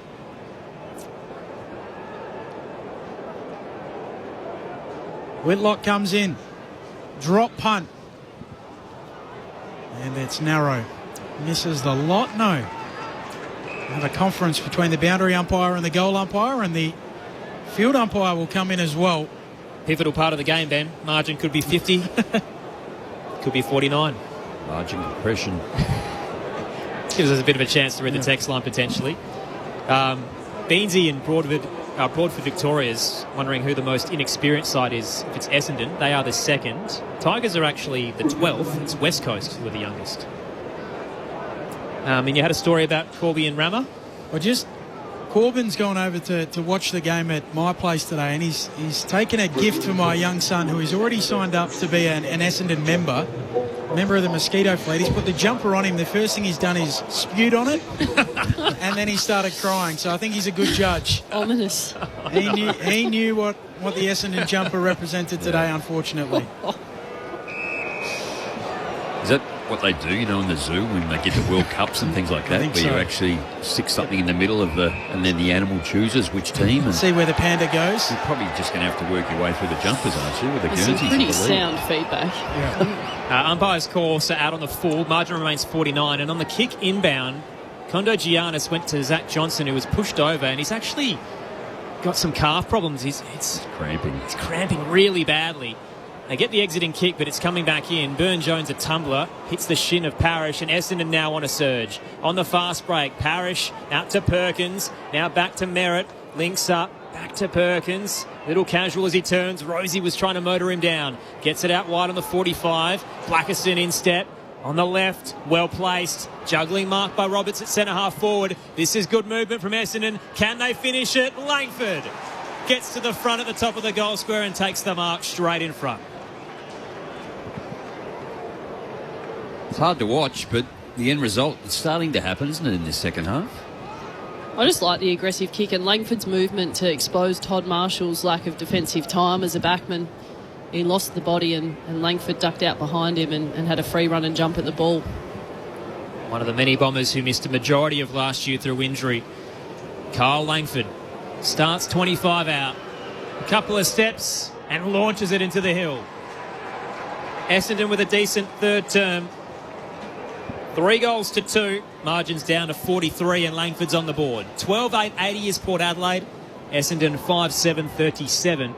15 played in the third quarter. It's Sunday footy on ABC Sport with Rod Jamieson and Lauren Arnell. I think some positive signs in this quarter for Essendon. We've been pretty harsh on them, but I think for Durham and Roberts to generate some more aggressive play, I think it's a nice little test now for Port Adelaide, and something they'll reflect on during the week is how do you respond right now when they've challenged you and kicked a couple of goals in this third quarter.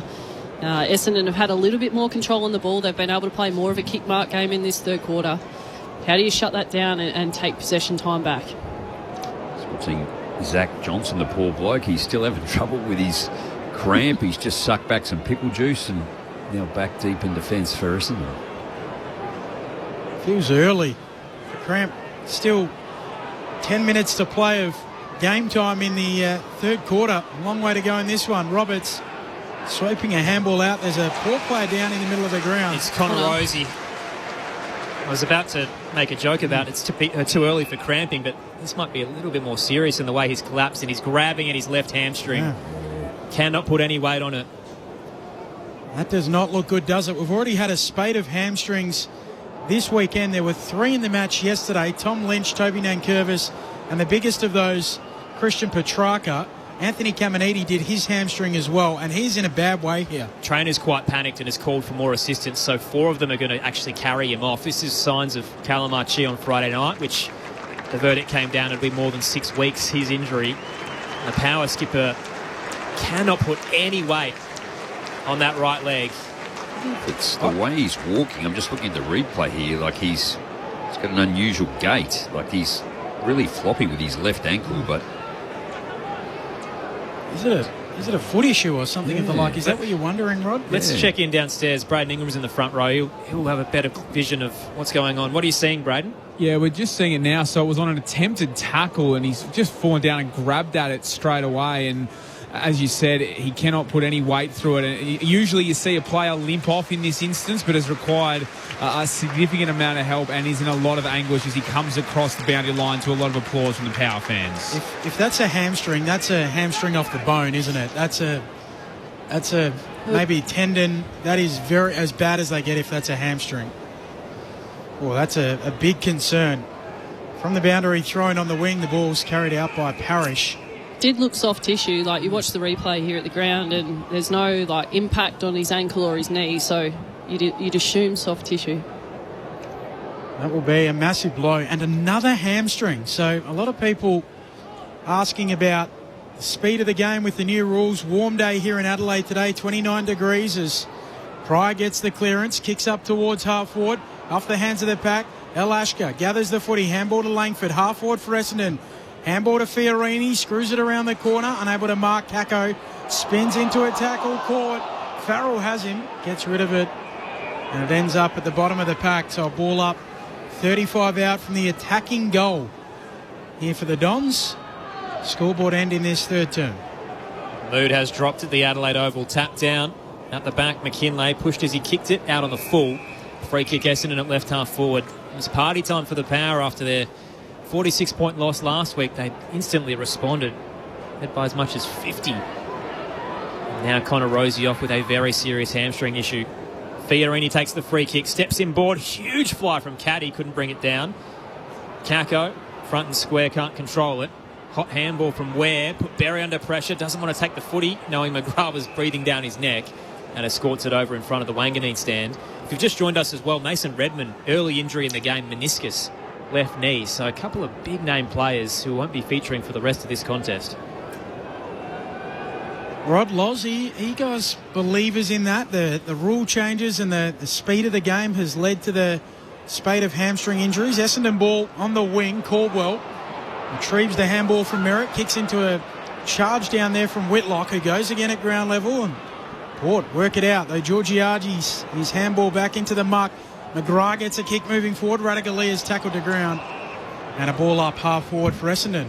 Oh, there's no doubt the game is sped up deliberately. Beyond that, it's hard to say. Tossed up, slapped forward by Wright. And Butters is ripped away from the footy by Parrish without it. Free kick, Port Adelaide in front of the light tower. Good opportunity here for Butters just to settle, find a kick mark game in the build-up of this play as they go forward. Without Connor Rosie out there to lead the charge and settle the group down after a couple of goals from Essendon, Butters is the vice-captain. It's a good opportunity for him. So you could build a case for the speed of the game, but if you take yesterday, like Tom Lynch is not hugely quick, so maybe explosive, then Nankervis in the ruck did his. So again, it might just be... I think the other thing, though, with the lasso free kicks or the last disposal between the arcs, there's very little time, because it's immediately a free kick, you're running, whereas it would be 10, 15 seconds where you could stop and catch your breath previously. Which is Hat's ball movement at the moment from Port Adelaide. Kick to kick all the way through the eastern wing unpressured, but a little wide one on the delivery to Georgiades coming from Whitlock, so he has to walk it over in front of the Rashudo stand. It's an interesting one. Obviously, it's a rule that's always been in AFLW, that between the arcs, and what it does is minimise what's happening right now is the boundary throw-ins and decreases congestion around the ground. Port currently by 43 points. Tossed in, third quarter, by the way, out of the stoppage. Watkins breaks away and just hits the required 15 to Georgiades, who slides forward and takes the mark, 40 from home. Tight angle to the left. Braden Ingram downstairs. So Josh Carr is huddled in with the three doctors and also Connor Rosie at the moment, trying to work out what it is. It almost seems like there's a little bit of confusion. He is now grabbing at the hamstring once again, but they have been looking a little bit lower down. He's tried to stand up a couple of times, but he just can't put any weight through it. Port fans' worst nightmare. Skipper's gone down and couldn't walk off the ground on his own accord. I really like the last touch rule. I think it works really well. Mitch Georgiades starts far back again, near the Williams stand. Just the one for the afternoon. Leans back from 45 on the tight angle. Superb finish. Mitch Georgiades has two. Passes Sean Burgoyne for the most goals kicked at Port Adelaide. He's up to 13th now. The Power 13-8-86. The Bombers 5-7-37. Time on in the third quarter. Sunday footy on ABC Sport. The other problem, Loz, is the game's gotten faster, but the pre-seasons have gotten shorter.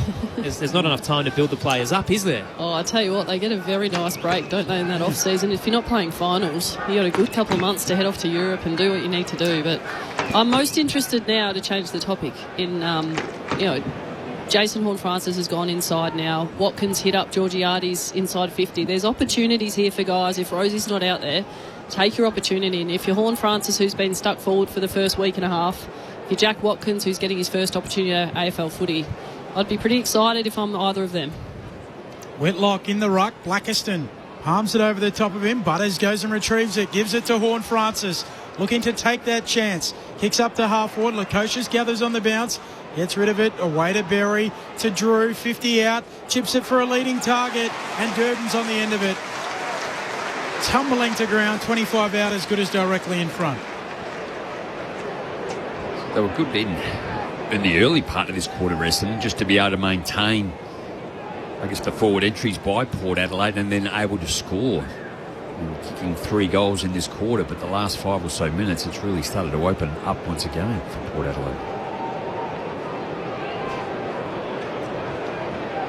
Rory Durden, late trade request, home to South Australia in the off-season. His drop punt. He's sneaking through. A new game high for Port Adelaide. 55 points. He's got a couple. 14-8-92. Plays 5-7-37. 24 played in the third term. Story's just come up on the AFL app here that Fremantle forward Patrick Voss has been fined for taunting Melbourne defender Harrison Petty. So I further read that he's sort of rubbing his eyes and making out he's crying. And the AFL have found Voss for doing that. I like it. Really? Yep. I thought he was a bit OTT yesterday, Pat Moss. Petty's You don't copped like it over the years as well. But Brisbane. this is a more personal taunt, the crying. Yeah. So it was initially Dane Zorko who sledged him, and then he cried, and Dane Zorko referenced it, and then there was the incident, I think, with Noel Ransworth, who referenced it. I think Noel Ransworth might have been... I have to check whether he was cited at the time as well. Port by 55. Blackiston wins it down straight to Horn Francis. On ball with Rosie, out of the game. His handball no good. A turnover straight to Dersma, who releases Kako. Put on the Jets, lost his balance and slides head first into the knee of Jackson Need. Oh, that was ugly. He's lucky he's popped back up, and they're going to give him the free kick as well for high contact. I don't think it was Mead's fault, though. Kako just lost his balance and fell into him. Could have been ugly. Could have been really ugly had he... It's actually... Crowd's not happy, and you can see why. If you're Port Adelaide, Mead's just come to meet him in the tackle. Kako's tripped over and very much accidental collected Kako's head as he's come in to tackle him. He's lucky he's all right. Isaac Kako to the jeers of the Adelaide Oval faithful. Gets close to the man on the mark. Decent looking strike though. Fades left late. Minor score to the Bronx cheers. 4 behinds on return to Isaac Kako. And Port's lead down to 54 points here at the Adelaide Oval. It is time on in the third term for Sunday footy on ABC Sport. Farrell with a beautiful kick in. Travels 50 metres. Barely gets above 10 metres off the ground and lands in the lap of Alir, who goes back to Farrell. He's got an elite kick, hasn't he? Yep. Does it again. Straight to Alir, playing kick to kick, those two. Port by 54. 26 minutes into the third term. Goes back to Marshall, who goes back to Logan Evans. He chips it to Radagalier, and Port Adelaide just taking a little bit of sting out of this game, out to Bergman on the left back flank. Short pass and sliding low. Mark taken by Butters. This is the sign of maturity you want to see if you're Josh Carr. They've had a couple of shots fired from Essendon, but been able to absolutely maintain that margin on the scoreboard, and now just starve Essendon to the football the closer you get to three-quarter time. Goes for a trot defensively and then switches through Evans. Now Alir casually places it over the top to Horn Francis. Sometimes the defence from the Bombers is uncompetitive. Uncontested mark soaring. Horn Francis heads back. Logan Evans again. Got a good 5 metre circle of space. Looks to Radagalier. Now out towards left half back to Butters. Disposal 22 on the 45. Tight one, pinpoint. Hits Bergman and releases Horn Francis. Turned into a bit of trouble. Guides his way around Caldwell and squeezes it out to Richards. Here they come. Turning into space. Richards rewards Durden on the charge. They want to keep going. His kick's short though. Shallow drop to Whitlock. Ricochets back to Joe Richards. Why not have a crack? From 45 misses to the left. And Port's lead is back to 55. 27 played in the third term. Sunday footy on ABC Sport. Coming up next, it's the Eagles and the Roos. And Dan from East Perth's pretty excited about it. Says he's a nervous Eagles fan heading to the stadium, but Essendon's performance is filling them with hope. They won't be the wooden spooners. Essendon turning it over under the pump. Sammy Durham, he's caught holding the ball. And Richards will get the free kick. Mark set 45 metres out as Sammy Durham stretches out a little bit of cramp as well. Boys are having a bit of trouble with it, aren't they? They certainly are.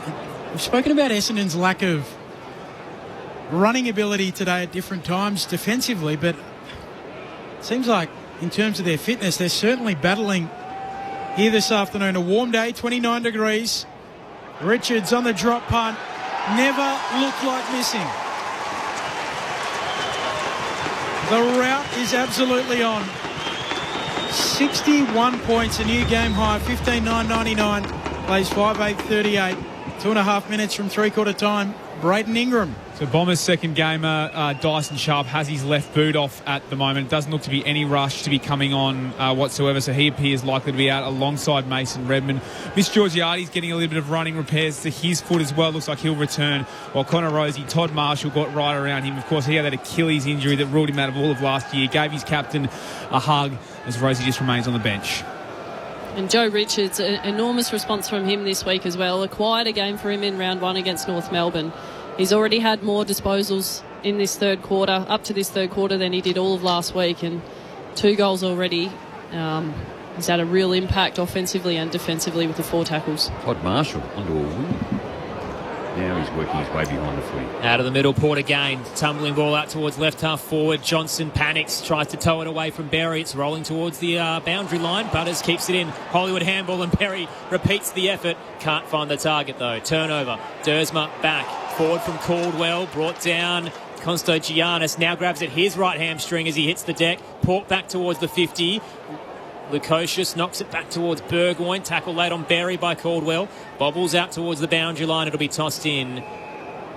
Constogiannis has popped back up, so he's hobbling his way back towards the defensive 50. But Zach Butters is sore now, which is not good. The trainer's just left him now. It's all happening out there. Butters to stay at the stoppage.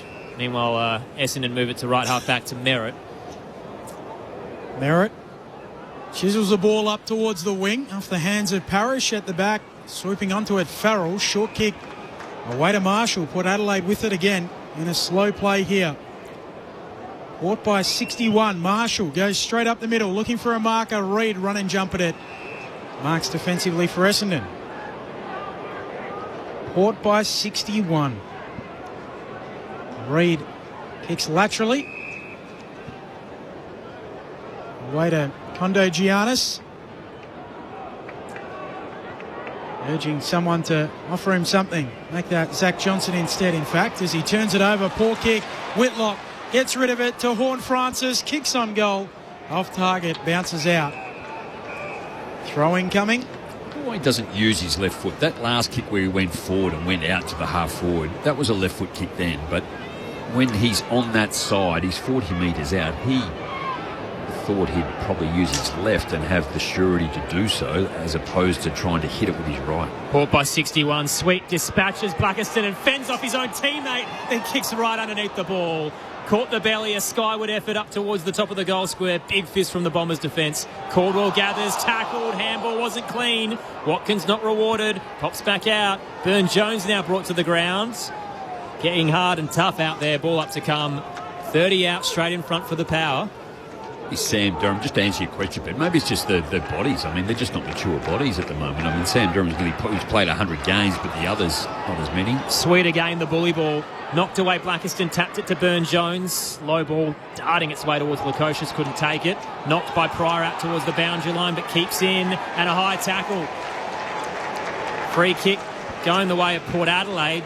Pryor the offender. A little bit of afters with Archie Roberts and Corey Durden, but the ball will be handed to the All-Australian defender turned forward in Darcy Burne-Jones. Now this is a tight angle. Right on the 25-metre indicator, right forward pocket. Riverbank stand end. Quiet day, 7 disposals. Burne-Jones steps into the sunshine and just clips the right hand upright as he heads for home. On the three-quarter time siren, Port's lead 62 points. And there are a lot of narratives coming out of this game. The Power 15-10-100. The Bombers 5-8-38. Connor Rosie, serious hamstring, had to be escorted off the ground by trainers. Dyson Sharp's got a foot issue. Mason Redman done for the day with a meniscus issue in his left knee as well. And of course the 15-game losing streak that could be coming Essendon's way if they can't pull off a miracle here, down 62. Aaron Bryans, Ben Cameron, Rod Jamieson, Lauren Arnell with you for the call. It's Sunday Footy on ABC Sport. I feel like I've said too much. Totally expected. I am sorry about that. Catch the best local and overseas talent at the Melbourne International Comedy Festival Gala. Bye. Wednesday, March 25 on ABC TV and ABC iView. This is the 2026 AFL Premiership season with ABC Sport. Kick to full forward, right goes up. At the back, Caddy, it comes down in front, Fiorini. Bombers in the forward pocket. Caddy will snap on goal. He'll curl it through. 2 in a row for Caddy. 2 in a row for Essendon. Man on the mark's 48 out. He wants to share it. Centering kick. Drew's been left all alone. See a Bombers in the right back pocket. Meanwhile, centrally, Will and Drew had a paddock to work with and takes the mark straight in front. One of the players put in the spotlight by Josh Carr during the week for his many missed tackles. Will and Drew looks to respond. Straight line kick into the Riverbank stands. Juggling mark by Roberts at centre-half forward. This is good movement from Essendon. Can they finish it? Langford gets to the front at the top of the goal square and takes the mark straight in front. Starts 25 out. Couple of steps and launches it into the hill. Essendon with a decent third term. So Josh Carr has huddled in with the three doctors and also Connor Rosie at the moment, trying to work out what it is. It almost seems like there's a little bit of confusion. He is now grabbing at the hamstring once again, but they have been looking a little bit lower down. He's tried to stand up a couple of times, but he just can't put any weight through it. The AFL on ABC Sport. On radio. ABC Sport Digital Radio. And ABC Listen. Mixed emotions for the Power faithful at Adelaide Oval. They're up by a massive 61 points, but their skipper Connor Rosie done for the day with a serious hamstring issue. And for the Bombers, staring down a 15th consecutive loss. They've been uncompetitive this afternoon, and Sharp and Redmond with serious injury concerns. We'll get an update in a moment. But coming up next, it's West Coast and North Melbourne from Perth Stadium. Hopefully a better game coming your way out west. Clint Wilden, Mitch Turner, Chris Waterman and Jared Schofield, your call team.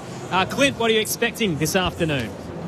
Well, history will say it'll be close. Certainly recent games between these sides going back to round 18, 2020 have been decided by 15 points or less. That's the past 8 times the Eagles have faced North Melbourne. For West Coast, their home fans a first chance to see live in an AFL game their number 1 draft pick from last year. I speak of Willem Dersma, and their number 4 pick from last year, Cooper Duff-Tytler, in action. These two sides, they've been rooted to the bottom of the ladder in recent years. North Melbourne getting their season underway with a big win over Port Adelaide, of course, last week. The Eagles were woeful in their first half against Gold Coast, terrific in their second. What West Coast side shows up, what North Melbourne side shows up. I can tell you no late changes, and really looking forward to bringing you this one as we introduce Jared Schofield, Premiership player, joining the ABC Sport team alongside Chris Waterman, myself and Mitch Turner for the call. Aaron? Thanks, Clint. How good is it to have some new faces and old faces back in the ABC Sport Box? Jared Schofield out west, Lauren Arnell here at the Adelaide Oval, who's getting plenty of love on the ABC Sport text line as well, 0437 774 774. One listener asking if this is a guest appearance, Loz. I think we can confirm this is a 2026 contract coming your way. Hopefully that's a positive lens. There'll be hopefully a fair bit of footy for me this year with the ABC. Yeah, there's always plenty of games, including Gather Round as well, to look forward to here in the Festival State. Brayton, give us an update. There is carnage downstairs in terms of the injuries. Yeah, so let's start with the Power skipper, Connor Rosie. He was finally able to get to his feet, albeit very slowly, hobbling up the stairs and then down the race. So the official line from the club is that it's not a knee, which we effectively already knew, but they're saying they're looking into nerve damage around the buttock, and we'll have to assess his hamstring once that thought to be nerve damage settles. So that's why it explains they were a little bit looked to be unsure on the interchange bench. For the Bombers, Mason Redmond, the knee injury thought to be a meniscus. He's been out since early in the game. Dyson Sharp, the youngster, as well, it's an ankle, so he's also been ruled out. And what you're seeing at the two huddles is a lot of players getting massages, certainly more than usual. The hot conditions, also the ball in play, which we talked about a lot, clearly having an effect. We've already seen quite a few players cramp. I know now that it's been revealed, it sounds obvious, but the nerve issue there explains sort of the limp leg and his ability or inability to put it down. And Steve Coniglio had a neuralgia issue in his glute last year that kept him out for a period of time with sort of referred pain down into the hamstring. So that might be as good an outcome as you could possibly have for Port Adelaide. It's actually Botox, Jamo and Loz, that helps relieve it. So Nat Fyfe suggested to Steve Coniglio, try a little bit of Botox into the glute, and it relieved the nerve issue in the glute with the sciatica. Looking right in the sluggos too, hey, with a firm butt. It's a bit weird, isn't it? Like, it's bizarre how you would think that you go, all right, I'll put a bit of Botox there and that'll help that. That's how it works, isn't it? It sort of blocks... Yeah. It blocks everything from sort of operating in the way that it's supposed to. So if it's painful, then it's going to work for him if it's not a hammy. That is good news, because it felt like if it was a hamstring, it was a really, really bad one. Yeah, I thought your call of it, if it's something that right up very high and comes away from the bone, then you're in a whole lot of trouble. But well done, Betty. Yeah. You saw that. Good diagnosis. All over it. Hey? Speaking of which, there's some love on the text line from Sia and Tassie, who says Merritt, Durham and Caldwell out, Arnell, Bryans and Cameron on, and no mention of Rod Jamison, the premiership player at the box. He's coaching us. I don't know, Benny. We're probably a bit too short these days. In and under, a couple of ruck rovers. Port by 61. Last quarter underway. I wouldn't have said ruck rovers. Tap down towards Watkins in the middle with Rosie's absence. Got it to Berry and now Drew. Off a step, searching kick into the 50. Whitlock caught behind Mackay. Knocked it down. Under pressure is Pryor. Sold his teammate Johnson into trouble. Ripped out by Richards. Horn Francis barges through a couple. Looking for Burgoyne. Doesn't quite hit him. Dersma gives it away. Shared it with his... I was going to say former teammate. Lukosius is a new face. Heads out towards right half back. And Essendon get the clearing kick out towards Peter Wright. All right. Looks long. Wants to get it in the caddy direction. Launching at the footy. Hands to it. Doesn't mark. Bergman roves the pack. Handball. Nearly a turnover. Clean bowls Merritt. And Watkins there to clean up for Port. Off to Drew, who gets rid of it. Away to Mead. Kicks out wide and they're off here, Port Adelaide. A short kick from McKinlay. Go to Georgiades. They can give it back to McKinlay. Wants to cut back infield and now we'll go short to Sweet. Too easy again from Port Adelaide. Sweet's kick doesn't find a target. Brought down by Pryor, turning tackler. And a ball up. 40 metres out from the attacking goal for Port Adelaide. The cathedral or scoreboard end in this fourth term. Port by 62 points 1 minute in. Sweet takes it out of the ruck again. He is dominating Blackiston. Handball out towards Whitlock, who sidesteps a couple. The big man in traffic with the fast feet gives it wide. And the check side finish for Port Adelaide on the tight angle from Watkins. His first goal. And it's been a long journey. A triple best and fairest winner across state leagues at North Melbourne and for the Port Magpies. Clawed his way for this opportunity and now has a major at the AFL level. Port by 67, 16-10, 106 to 5-8, 38. 2 minutes gone in this final term. And Jamo, you mentioned Patrick Voss copping a fine for his misconduct charge where he was essentially taunting Harrison Petty. The big news out of the MRO is Bailey Humphrey has got a 2-week ban for his sling tackle on Morris Rioli Jr. Did see that and thought that was going to be nasty and probably addressed straight away, so that's probably about right. 10th goal scorer for Port Adelaide, so good return for everyone sharing in on the workload. Jordan Sweets had 18 hitouts. Blackiston's had 15 hitouts to advantage 10. Peter Wright's also done that, but Butters Drew leading the way with the clearances in first possession. It was a free kick in the middle. The umpire, I think, pointed the wrong way. It'll come back to Sweet. Essendon were looking to take the advantage. The umpire said, no, it's going the other way. So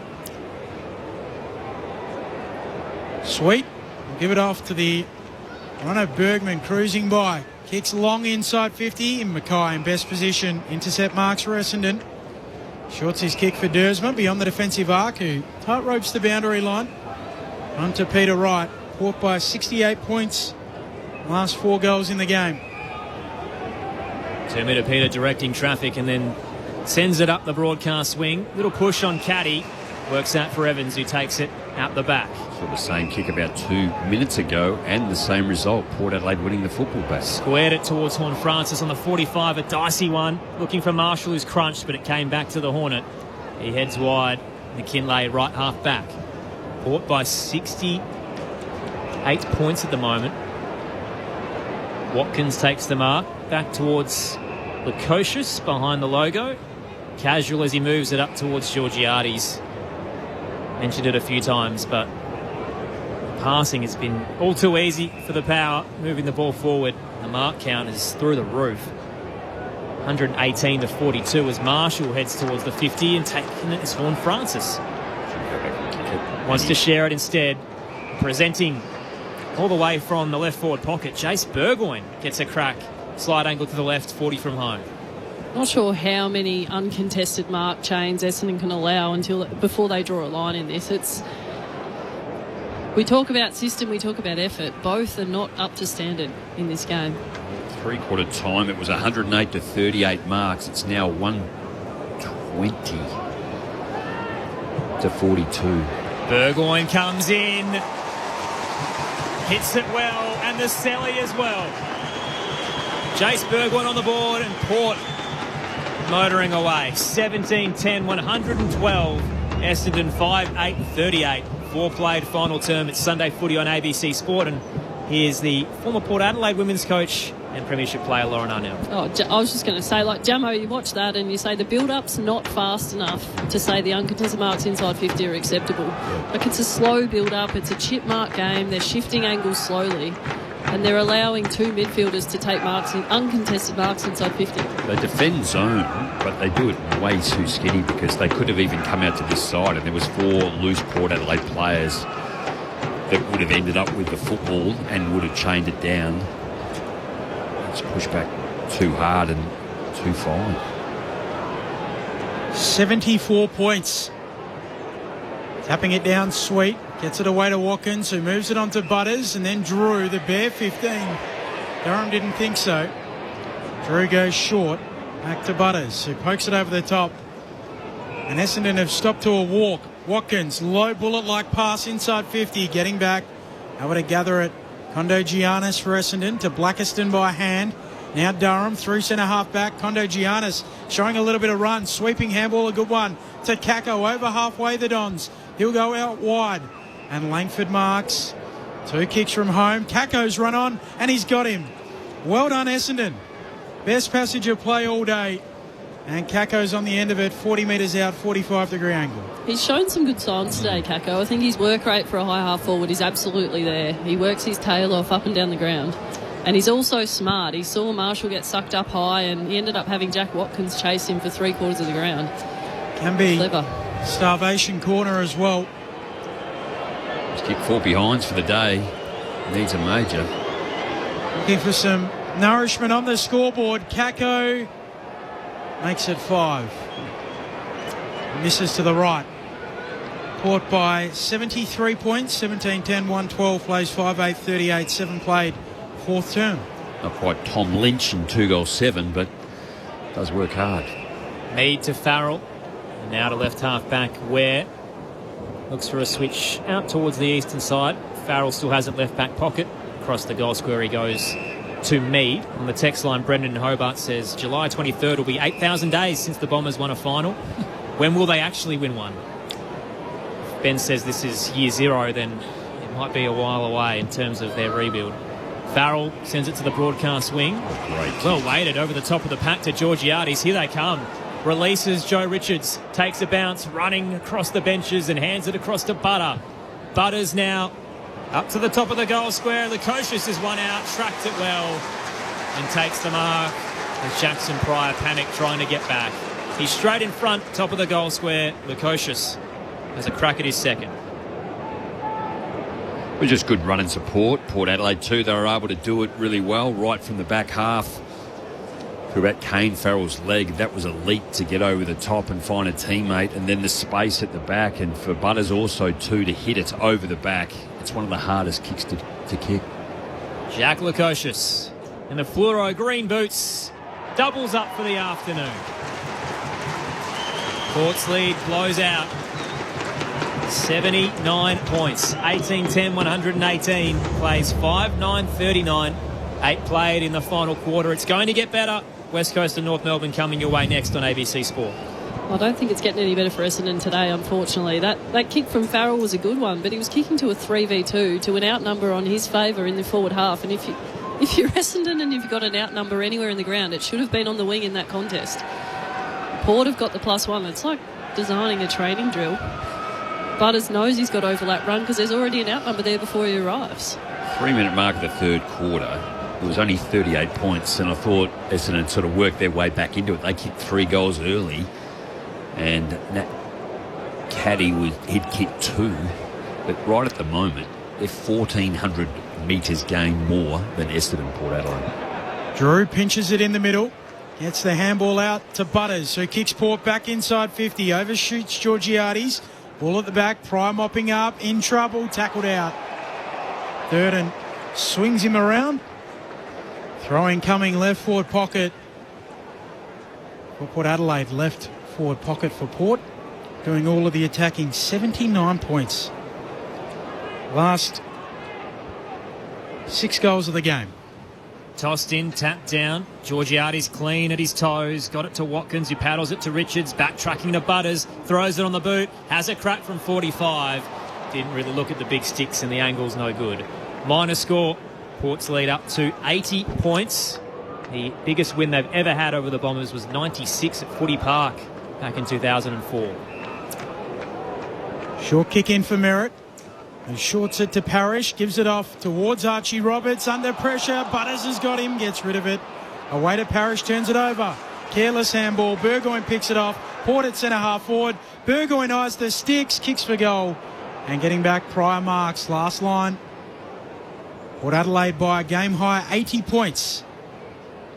Bombers work it out towards the Wanganeen stands. Mark taken by Zach Johnson. Taken in the penultimate pick of the draft 2 years ago. Starting to flourish a bit now in his second year. Gives it to Roberts. Heads out wide to Merritt. At times unsighted through this contest. Goes for a run through the eastern side. Kicks long towards Caddy. Flying with him is Aaliyah. Through hands. Out the back. Langford back to Caddy. Swings around. Centering kick. Trying to get it into the 50. Perkins had enough of it.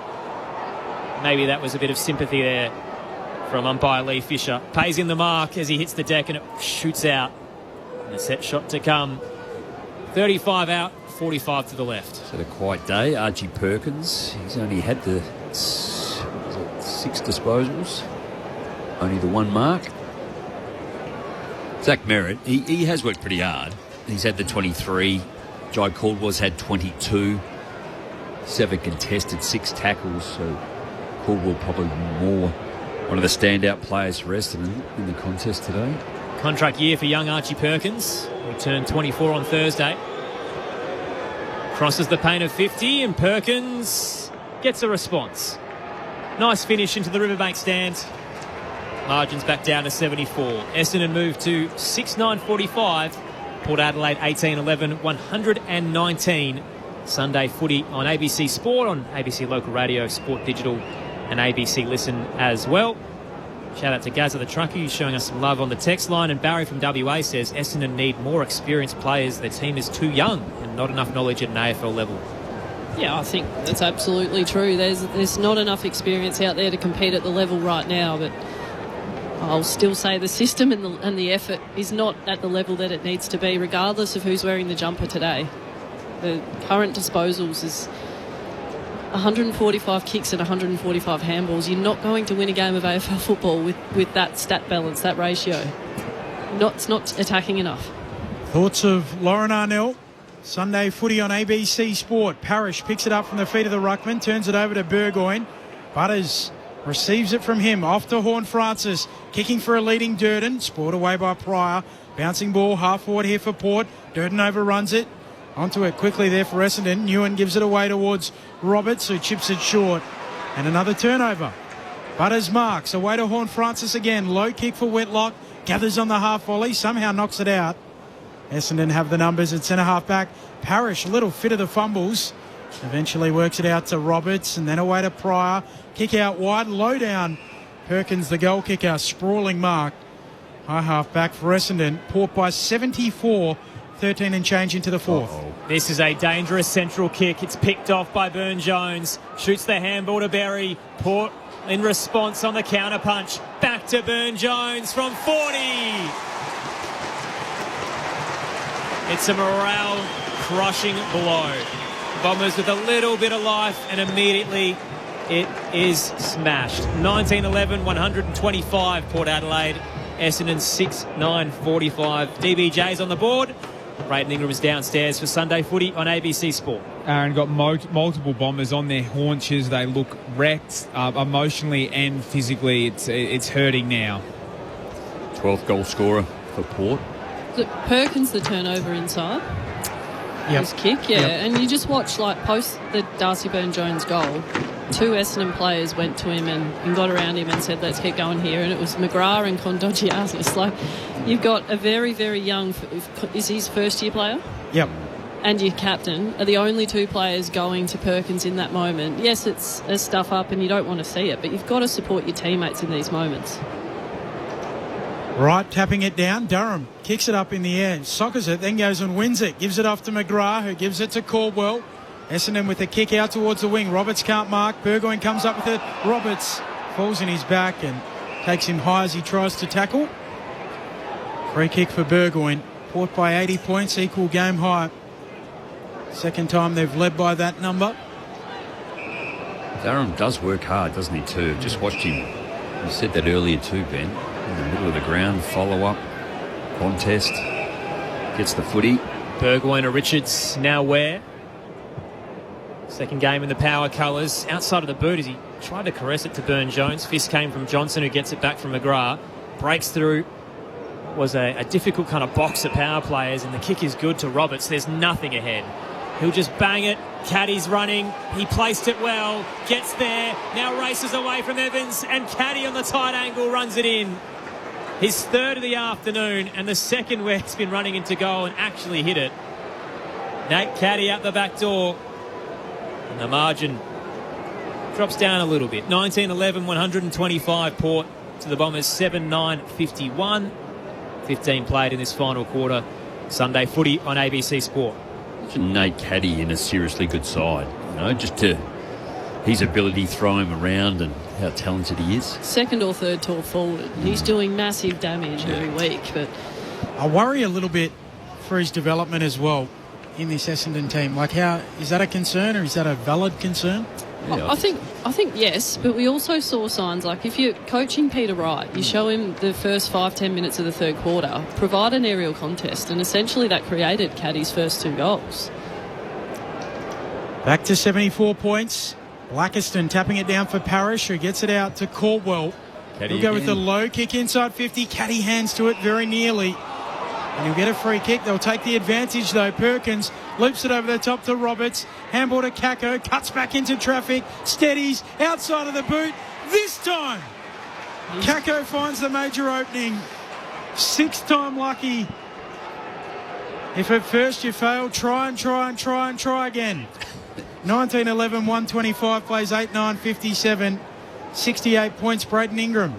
Now it's Miles Bergman, who's come off with a foot injury, which appears to be the same foot he's been dealing with in the pre-season. Now, that foot injury has actually been a cyst. It's been causing basically his foot to go numb. So it's interesting to see whether it is that or this is a slightly different issue. He's now gone to the bench in a fair bit of pain. Just in that contest, too, when Nat Caddy, he went up aerially, then spoiled and just landed. So he grabbed it straight away and then stayed down. Positive for Kako. He's, like we said earlier, he's tried his heart out all day. And I think just reward for him to find a finish that goes his way. Bit of carnage today. Connor Rosie with what could be a nerve issue, upper end of the hamstring. Done for the day. Miles Bergman now off. Mason Redmond with a knee issue as well. Out of the middle, Essendon get a rare clearance. It's a long bomb. Searching kick that Todd Marshall scouts well. Gets back and cuts off the entry from Durham. Exiting kick no good though. 2-on-2 off hands. Roberts was turning towards goal. Oh, the umpires They're going to bring it back. Way. Should have been advantage, but you're right, because he originally looked left and then handed it right, everybody stopped. So it has to come back to Blackiston. The ruckman now has to try set something up. Quickly off a step, heads towards Caddy. Why not? He's got 3. Put it down, but the handball comes straight back to him and he misses. Blazing away towards goal to the right. So the Bombers 8-9-51, 8-10-58 rather. 19-11-25 Port Adelaide now. So we've played 18 minutes into this final term. 11 touches, he's ended up with 3-3. Farrell taking the kick in, pokes it to Aaliyah, right back pocket. They'll try out the eastern side of the ground. Aaliyah looking for a leading Georgiades, searching lead, and he marks. Comes infield to Butters. Butters looks long. Up towards half forward in the Drew direction, and a free kick. He was bundled over. That's experience from Willem Drew. Felt the absolute front-on contact and made sure the umpire knew all about it. Drew will just retreat with the kick on the 45, back into the middle of the ground for Aaliyah. Port by 67, Essendon with the last 2 goals in the game to try and put a prettier face on it. Off to Marshall, who kicks out to Farrell, goes back to Aaliyah, and they're just kicking it around in the middle of the ground at the moment, Port Adelaide. Marshall just wide of the centre circle. Short pass forward. Kicks it off to McKinlay. He'll swing it out to left half forward, Logan Evans. Essendon have flooded the defensive 50. Port kicking to the Cathedral end, left-hand side of your radio dial. Evans heads towards Sweet, tapped it straight towards Horn Francis. And he's got a career best 3 still. equal. That was curling from 25 and just squeezed the wrong side of the post. Minor score for the Hornet. Port's lead is 68 again. It was a picture-perfect forward crumb, and Jordan Sweet, as the ruck that had dropped forward, just tapped it down very nicely down his throat. Would have been a quality goal. Right, taking the kick in. Sends it long in the right direction. Evans goes up for Port. Down in front, Archie Roberts-Roves. Slick handball to Kako. Same from him to Durham. Running down the wing, takes a bounce, kicks long into the pocket. Caddy's in good position, and he's got hands to it, worried out of it. Langford-Roves, right forward pocket. Nothing he likes. Cuts onto his left, kicks across the goal mouth, and right back to 45 metres out, where Dersma takes the mark and fights off some cramp. Maybe he'll pull out the bow and arrow against his old mob. Yeah. Well, if he can kick it here. He's going to handball off, Benny. He's got the straight leg as he gets rid of it. Away to Johnson, who fires on goal, out to the right. Caddy nearly fumbles it out of play. So a throw in 2 metres around from the right-hand behind post. Caught by 68. Dersma looks to be bringing himself off the ground with cramp. 36,049 the house. They've been pretty tame so far this afternoon. It's probably sounded like less. Tossed in. Sweet down. Straight to McKinlay. Skyward ball. Carries about 5 metres. Big fist comes in from Roberts towards the goal line for the Bombers. Radicalier is there though. Clean and gets the short kick out to Burn-Jones. Left back pocket. Port up by 68 at the moment. A reminder, if you're listening in WA, you're going to head straight to Perth Stadium for the build-up to West Coast and North Melbourne on the Siren. Everybody else will release you shortly afterwards. You won't be missing any play. Radicalier heads to right half back, looking for Ware. Late spoil comes in from Johnson. They both get up unscathed. Braden Ingram downstairs. Miles Bergman now has ice on that left foot, so he's been assessed, and it'll be one to see. Although clearly he did say that one of the docs, it appeared to me might be a contact injury, the way he was sort of gesturing. You saw Logan Evans come to the bench absolutely cooked. I can't remember a time where I've seen this many players absolutely out on their feet. Sweet tapping it out of the ruck. Socket on there by Watkins. Close to the boundary line, it will tumble out.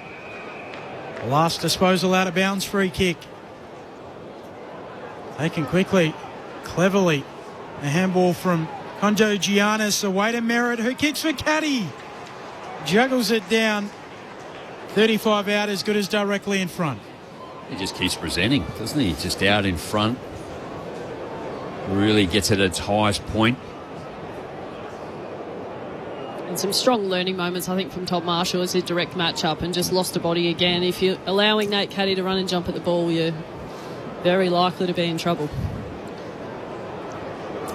A late shining light for Essendon in this match. Nate Caddy kicks his fourth.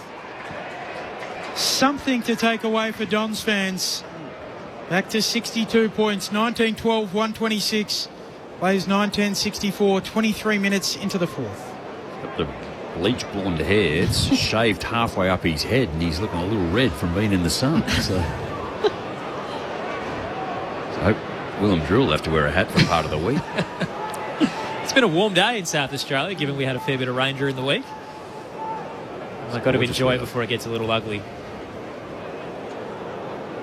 Port by 62. Rod Jamison and Lauren Arnell, your experts this afternoon on ABC Sport. Clint Wilden, Mitch Turner, Chris Waterman and Jared Schofield to come your way. Text line Andrew and Dun Craig says Mason Cox would have gone to Essendon for the same price as going to Freo. They should have brought him in.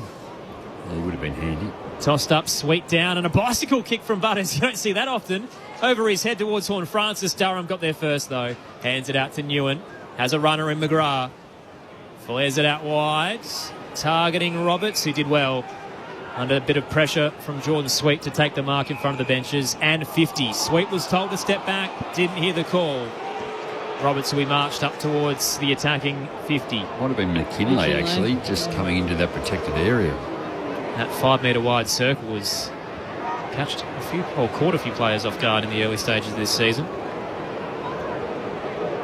So Archie Roberts at the attacking edge now. Still probably too far out to score. Player on the mark, 52. Roberts wants to give it a crack.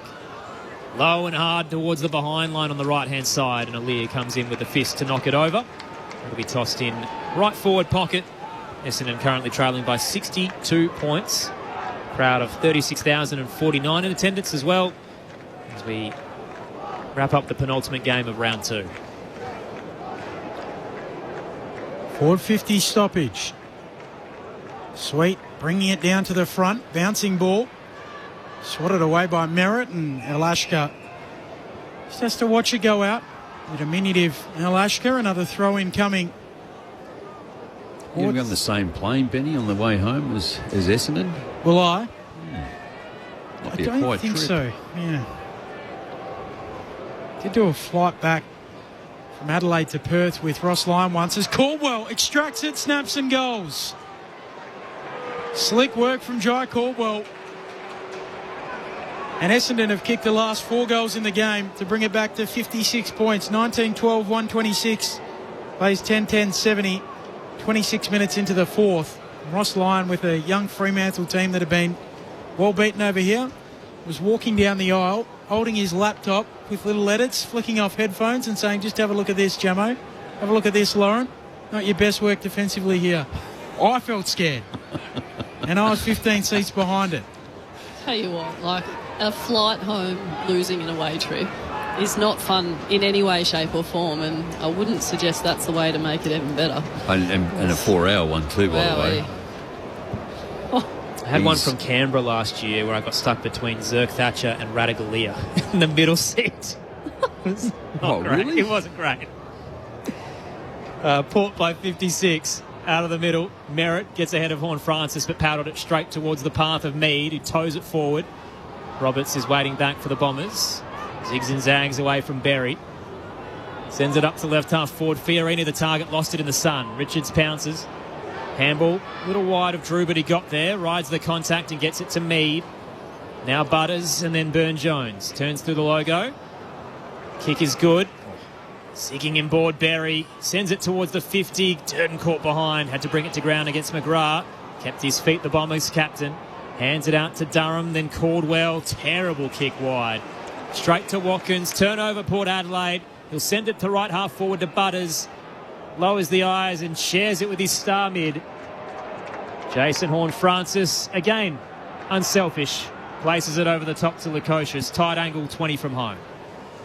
Well, surprise, surprise, Essendon have gone 42 kicks, 29 handballs in this quarter, so it sort of looks like the way they should be playing, and have 5-goal-2 return to Port Adelaide's 4-goal-2, with Lukosius lining up for a goal here to maybe even the final score in this last quarter, but it's certainly been a better quarter by Essendon.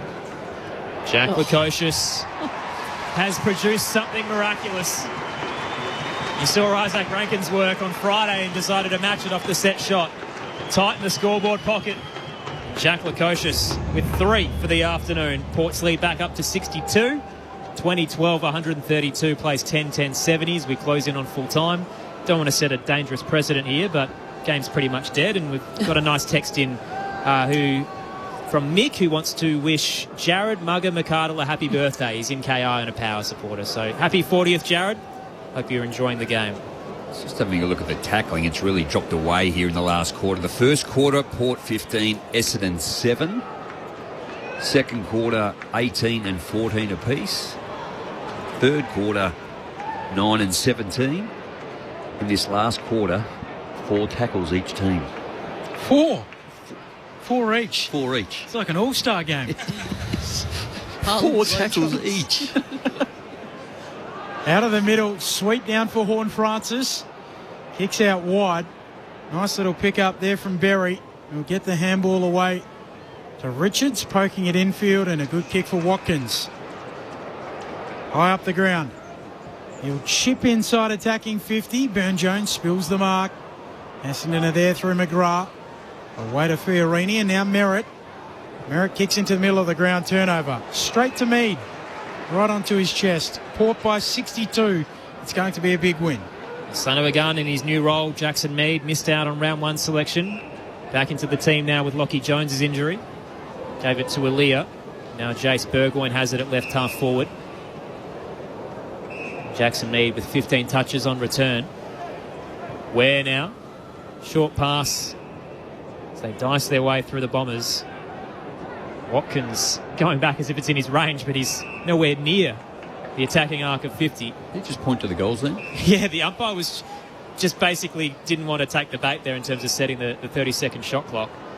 Watkins did his best to try and milk it, called a play on, gave it to Ware, and now McKinlay has it. This time he's actually in range on the paint of 50, tight angle left.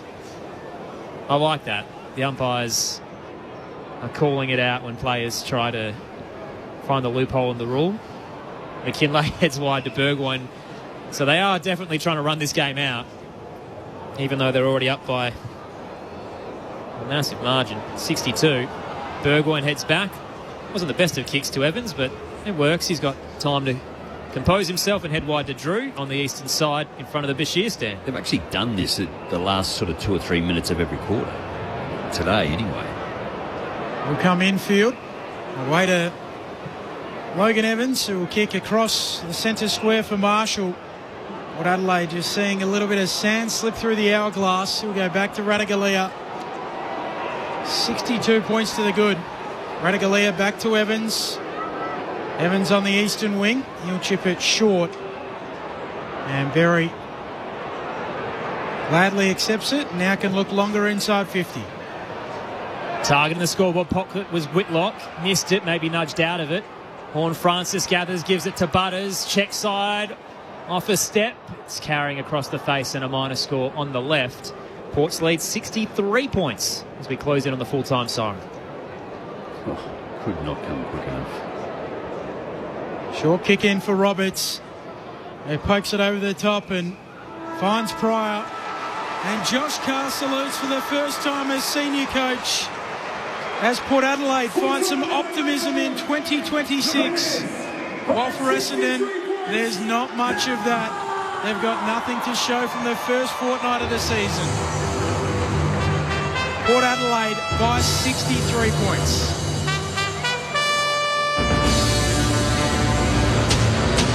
We got the power to win, power to roll.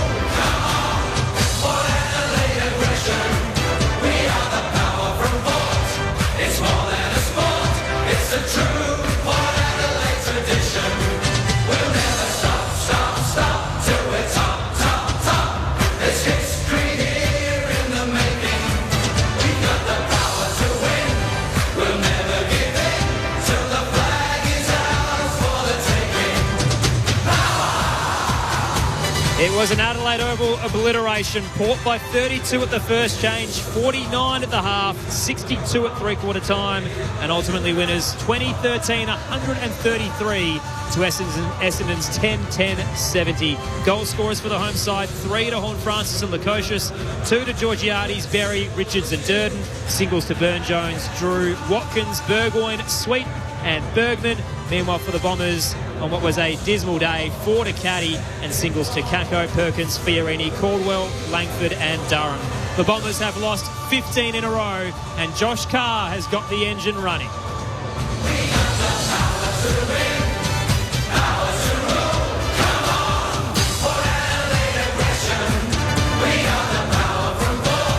It's more than a sport, it's a true Port Adelaide tradition. We'll never stop, stop, stop till we're top, top, top. There's history here in the making. We have the power to win. We'll never give in till the flag is ours for the taking. Bit of carnage in the fallout as well with Connor Rosie's hamstring issue, Miles Bergman's foot problem and Dyson Sharp and Mason Redman unable to run out the game as well. If we get any updates on it, we'll let you know throughout the afternoon. But if you're listening in WA, you're headed to Perth Stadium for West Coast and North Melbourne. And for everybody else, we'll wrap up what was a very one-sided affair. Port Adelaide on the board in 2026 and the Bombers now with back-to-back 60-point losses in 2026. Butters with 36 touches, Horne-Francis with 26, Caldwell the best for the Bombers with 27, and yes, those concerns over those star names with Rosie, Bergman, Redman and Sharp all unable to run out the fixture. Rod Jamieson and Lauren Arnell were your experts this afternoon. They did a very good job of making that listenable given how it was essentially over in the early stages. What did you make of the game, team? Yeah, we spoke pre-game about the need to respond from both teams in poor round one, and I think Port Adelaide, everything that they addressed front up, it may have upset some people, but everything that they addressed during the week, they've shown up and delivered, and I think that's all you can ask for from a team with a new coach. And congratulations to Josh Carr on his first win as Port Adelaide senior coach. That's really exciting for him, and such a dominant display. And then for Essendon, I saw nothing better than what I watched the previous week, and I think that's the biggest concern, alongside Redmond going down with that injury early, and Dyson Sharp as well. He was another positive we spoke about pre-game, and a kid with enormous talent and potential in this league. You'd be absolutely demoralised as an Essendon supporter, and for good reason. And I think for Port supporters, it's going to be a balance, because they know that Essendon haven't shown a lot in these first 2 weeks, Rod.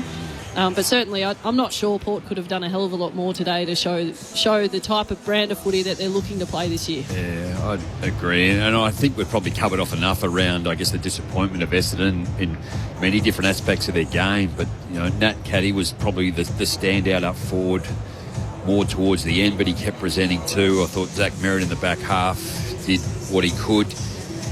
Zach Johnson, thought he was pretty serviceable along the way. Archie Roberts got a little bit better. But Sam Durham in the middle, but just too many turnovers, decision-making, execution. I guess we spoke about Isaac Kako as well, like his ability to want to continue to win the football or make it hard. But I thought Port Adelaide was good. I having seen, I think, Todd Marsh in the back half, I actually quite like that there too. Yeah, he creates so much play, and I think his defensive craft will improve as he goes. But I think if Alir and Radigalia can hold down the top two defenders, and then you get help from guys like Logan Evans and, Jackson Mead, I think, came in and provided a strong contest to replace Lockie Jones, who's injured. But those two tools in Alir and Radigalia will free up Marshall, and the more they can get some uncontested marks going his way and he can build up their play in the back half, it's as good as we've seen it in the last couple of years for Port Adelaide. And Jack Whitlock, if he can help out Mitch Georgiades too. Jason Horne-Francis went forward a couple of times today. I like Logan Evans in terms of his height and what he provides, and McKinlay too. So there's a little bit there to work with, isn't it? I've just had my binoculars on Connor Rosie as well, who has the boot off and he's on the crutches. So he's been explaining to his teammates the action. He was reenacting, bending over to try and tackle or pick up the ball, and just explaining what the issue is. So no ice either. So as you mentioned before, Benny, potential that it's a nerve issue rather than an actual soft tissue hamstring issue. And neuralgia can be incredibly painful. So I don't know if it's the sciatica, but that is what that's the main root nerve that runs from your lower back through your glute and into your hamstring. So that's it's a bizarre one, wasn't it? Even the way the leg was limp, the way he came off. I think it provides some hope for Port Adelaide supporters and those who have Rosie in their fantasy teams. I guess you're probably looking at it and hoping that the crutches are always something that looks bad. It can look a little bit scary, but often in footy teams and physios and doctors are so all over it that it may just be deloading that leg, and that may mean it shows up a little bit better in the next couple of days. Well, I even think of Max Holmes, who in the prelims of recent years has had those sort of phantom hamstrings where he sort of thought he's done a hammy, but the hamstring's good, and they couldn't decide whether to pull the trigger on the sub. So never moved fast enough myself to understand what that might feel like. I don't even get cramp. You got to work hard for that. That's work rate based, Benny. We mentioned it in the pre-game, but Port's run to start the year is a lot of gettable sides. So they'll be a bit flat that Connor Rosie won't be there next weekend when they host West Coast Eagles, and then they've got Richmond straight after as well. So they'll have to try and find a way to fill that void in the short term. And yes, as Jamo mentioned, Jack Watkins had a pretty good game this afternoon, and Horne-Francis eventually made his way back into the middle, and the back half was quite strong as well. I mean, it's a great response from all of those guys, and particularly Horne-Francis. I think a hot day, someone who's had a lack of pre-season, and he certainly ran the game out as well as anyone else. So an absolute positive and optimistic day for Port Adelaide, and certainly they'll be looking ahead to next Sunday against West Coast. For our listeners in Victoria, Tasmania and the Northern Territory, we're going to get you to Perth Stadium before the bounce. We're just hoping to squeeze the song in, but Port are really lapping this up. Josh Carr's first win. They've taken their time to get towards the race, where they've got all the members waiting to have their Guernseys signed. Braden Ingram standing by in the rooms as well. And if you want to stay in touch with us, the fallout particularly here in South Australia. We've got another kind of under half an hour before we head out west. 0437 774 774, that text line, and we'll give the votes in the ABC Footballer of the Year as well. I feel like it might be a little one-sided affair. We'll see who gets the daunting task of that out of Rod Jamieson and Lauren Arnell. But I will mention, Loz, that he did throw Ebony under the bus on Friday, so maybe make him Sounds like he's due. this afternoon. I pointed to Eb and let her know that it was coming, so I gave her a few minutes' notice, and she sounded surprised when it actually happened. It's a lack of communication. Don't worry, we're all over it. Pressure released for Josh Carr, who copped a little bit of scrutiny during the week in his first week at the helm. A lot of punters wondering how Ken Hinkley got this list all the way to a prelim final. Well, maybe North Melbourne have just gotten better. We'll find out when Port Adelaide play a few more sides across the next few weeks. But for this stage, they're 1-1 and on the board in 2026, making their way down the players' race here at the Adelaide Oval. Reminder as well, you can hear every game at any given time on ABC Listen. So for our South Australian listeners who are about to stay with us for the fallout, if you want to head out west and hear West Coast and North Melbourne, hit the AFL Extra button on ABC Listen.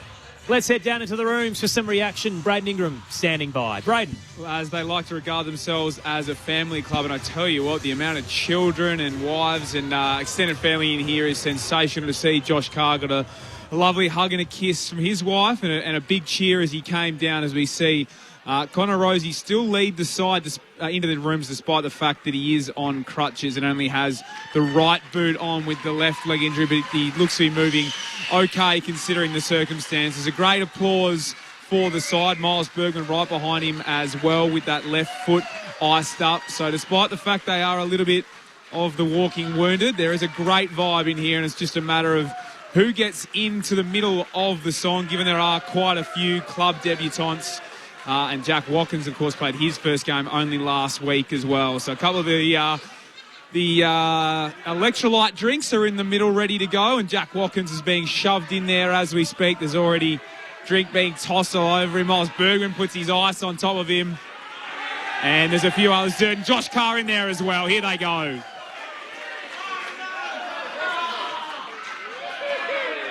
Jacob Ware rolled in there now as well. Josh Carr's been sprayed with plenty of drink, and now he's exited back out, and they'll sing the song as a group.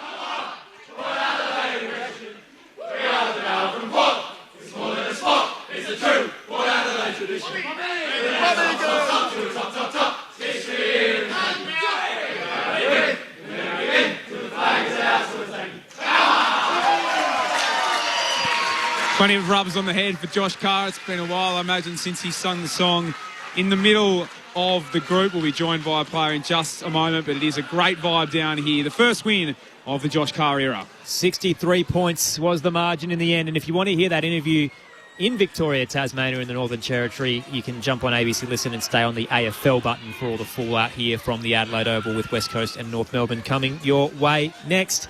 I was a little bit worried if all the new faces stepped into the middle, it'd be a third of the roster, and I wasn't sure they were going to have a circle, so it was nice that they all got around for the song in the end. The 3, 2 and 1, who landed with that burden? Lauren Arnell. Everyone just pointed at each other. The irony of this, we actually agree on it. So I think, look, there could have been other players or multiple players, but Jack Lukosius has got the one vote. He's had 16 disposals, 10 marks, and maybe just the amount of football inside 50, 60 to Port Adelaide, 43 to Essendon, and 3 goals. So he gets the one. Zach Barter's 36 disposals, 9 inside 50s for today. But 3 votes to Jason Horne-Francis, 26 disposals with his 3 goals, and incredibly impactful. All in the first quarter as well, which is an equal career high. We were wondering if he'd have a fourth to break it, but never eventuated as he moved into the middle and found some more of the footy. So 3 to Horne-Francis, 2 to Butters, 1 to Lukosius, and our superstar pairing in sync in terms of their votes, Rod Jamieson and Lauren Arnell. Can we give a special shout out to Aaliyah? 19 marks in this game. Massive. So I think Aaliyah as a defender, it's obviously a high scoring game, 133, 20 goals. But I think Aaliyah certainly did a lot of damage offensively and defensively with his 19 marks. Blanketed the Bombers forwards with Nate Caddy, really the only one who could fire. Ended up with 4, but a lot of them late. Port Adelaide winners 2013, 133 to Essendon's 10-70. So the Power on the board, and the Bombers have 15 consecutive losses. There'll be a big spotlight on Brad Scott and the group during the week. And as always, the fallout available to you through the ABC AFL Daily podcast, which you can hear tonight with Ben Cameron and Daniel Harford, and tomorrow as well as part of AFL Monday from 6:30 as well. If you're listening in Victoria, Tasmania and the Northern Territory, you are about to head to Perth Stadium, West Coast and North Melbourne, just under a minute away. There are no late changes there, as well as the Eagles look for their first win of the season. And can North go 2-0? It's a prospect that we haven't really seen in a very long period of time. Clint Wilden, Mitch Turner, Chris Waterman and Jared Schofield, your call team there. If you want to stay with us, jump on ABC Listen and hit the AFL button. Goodbye for now.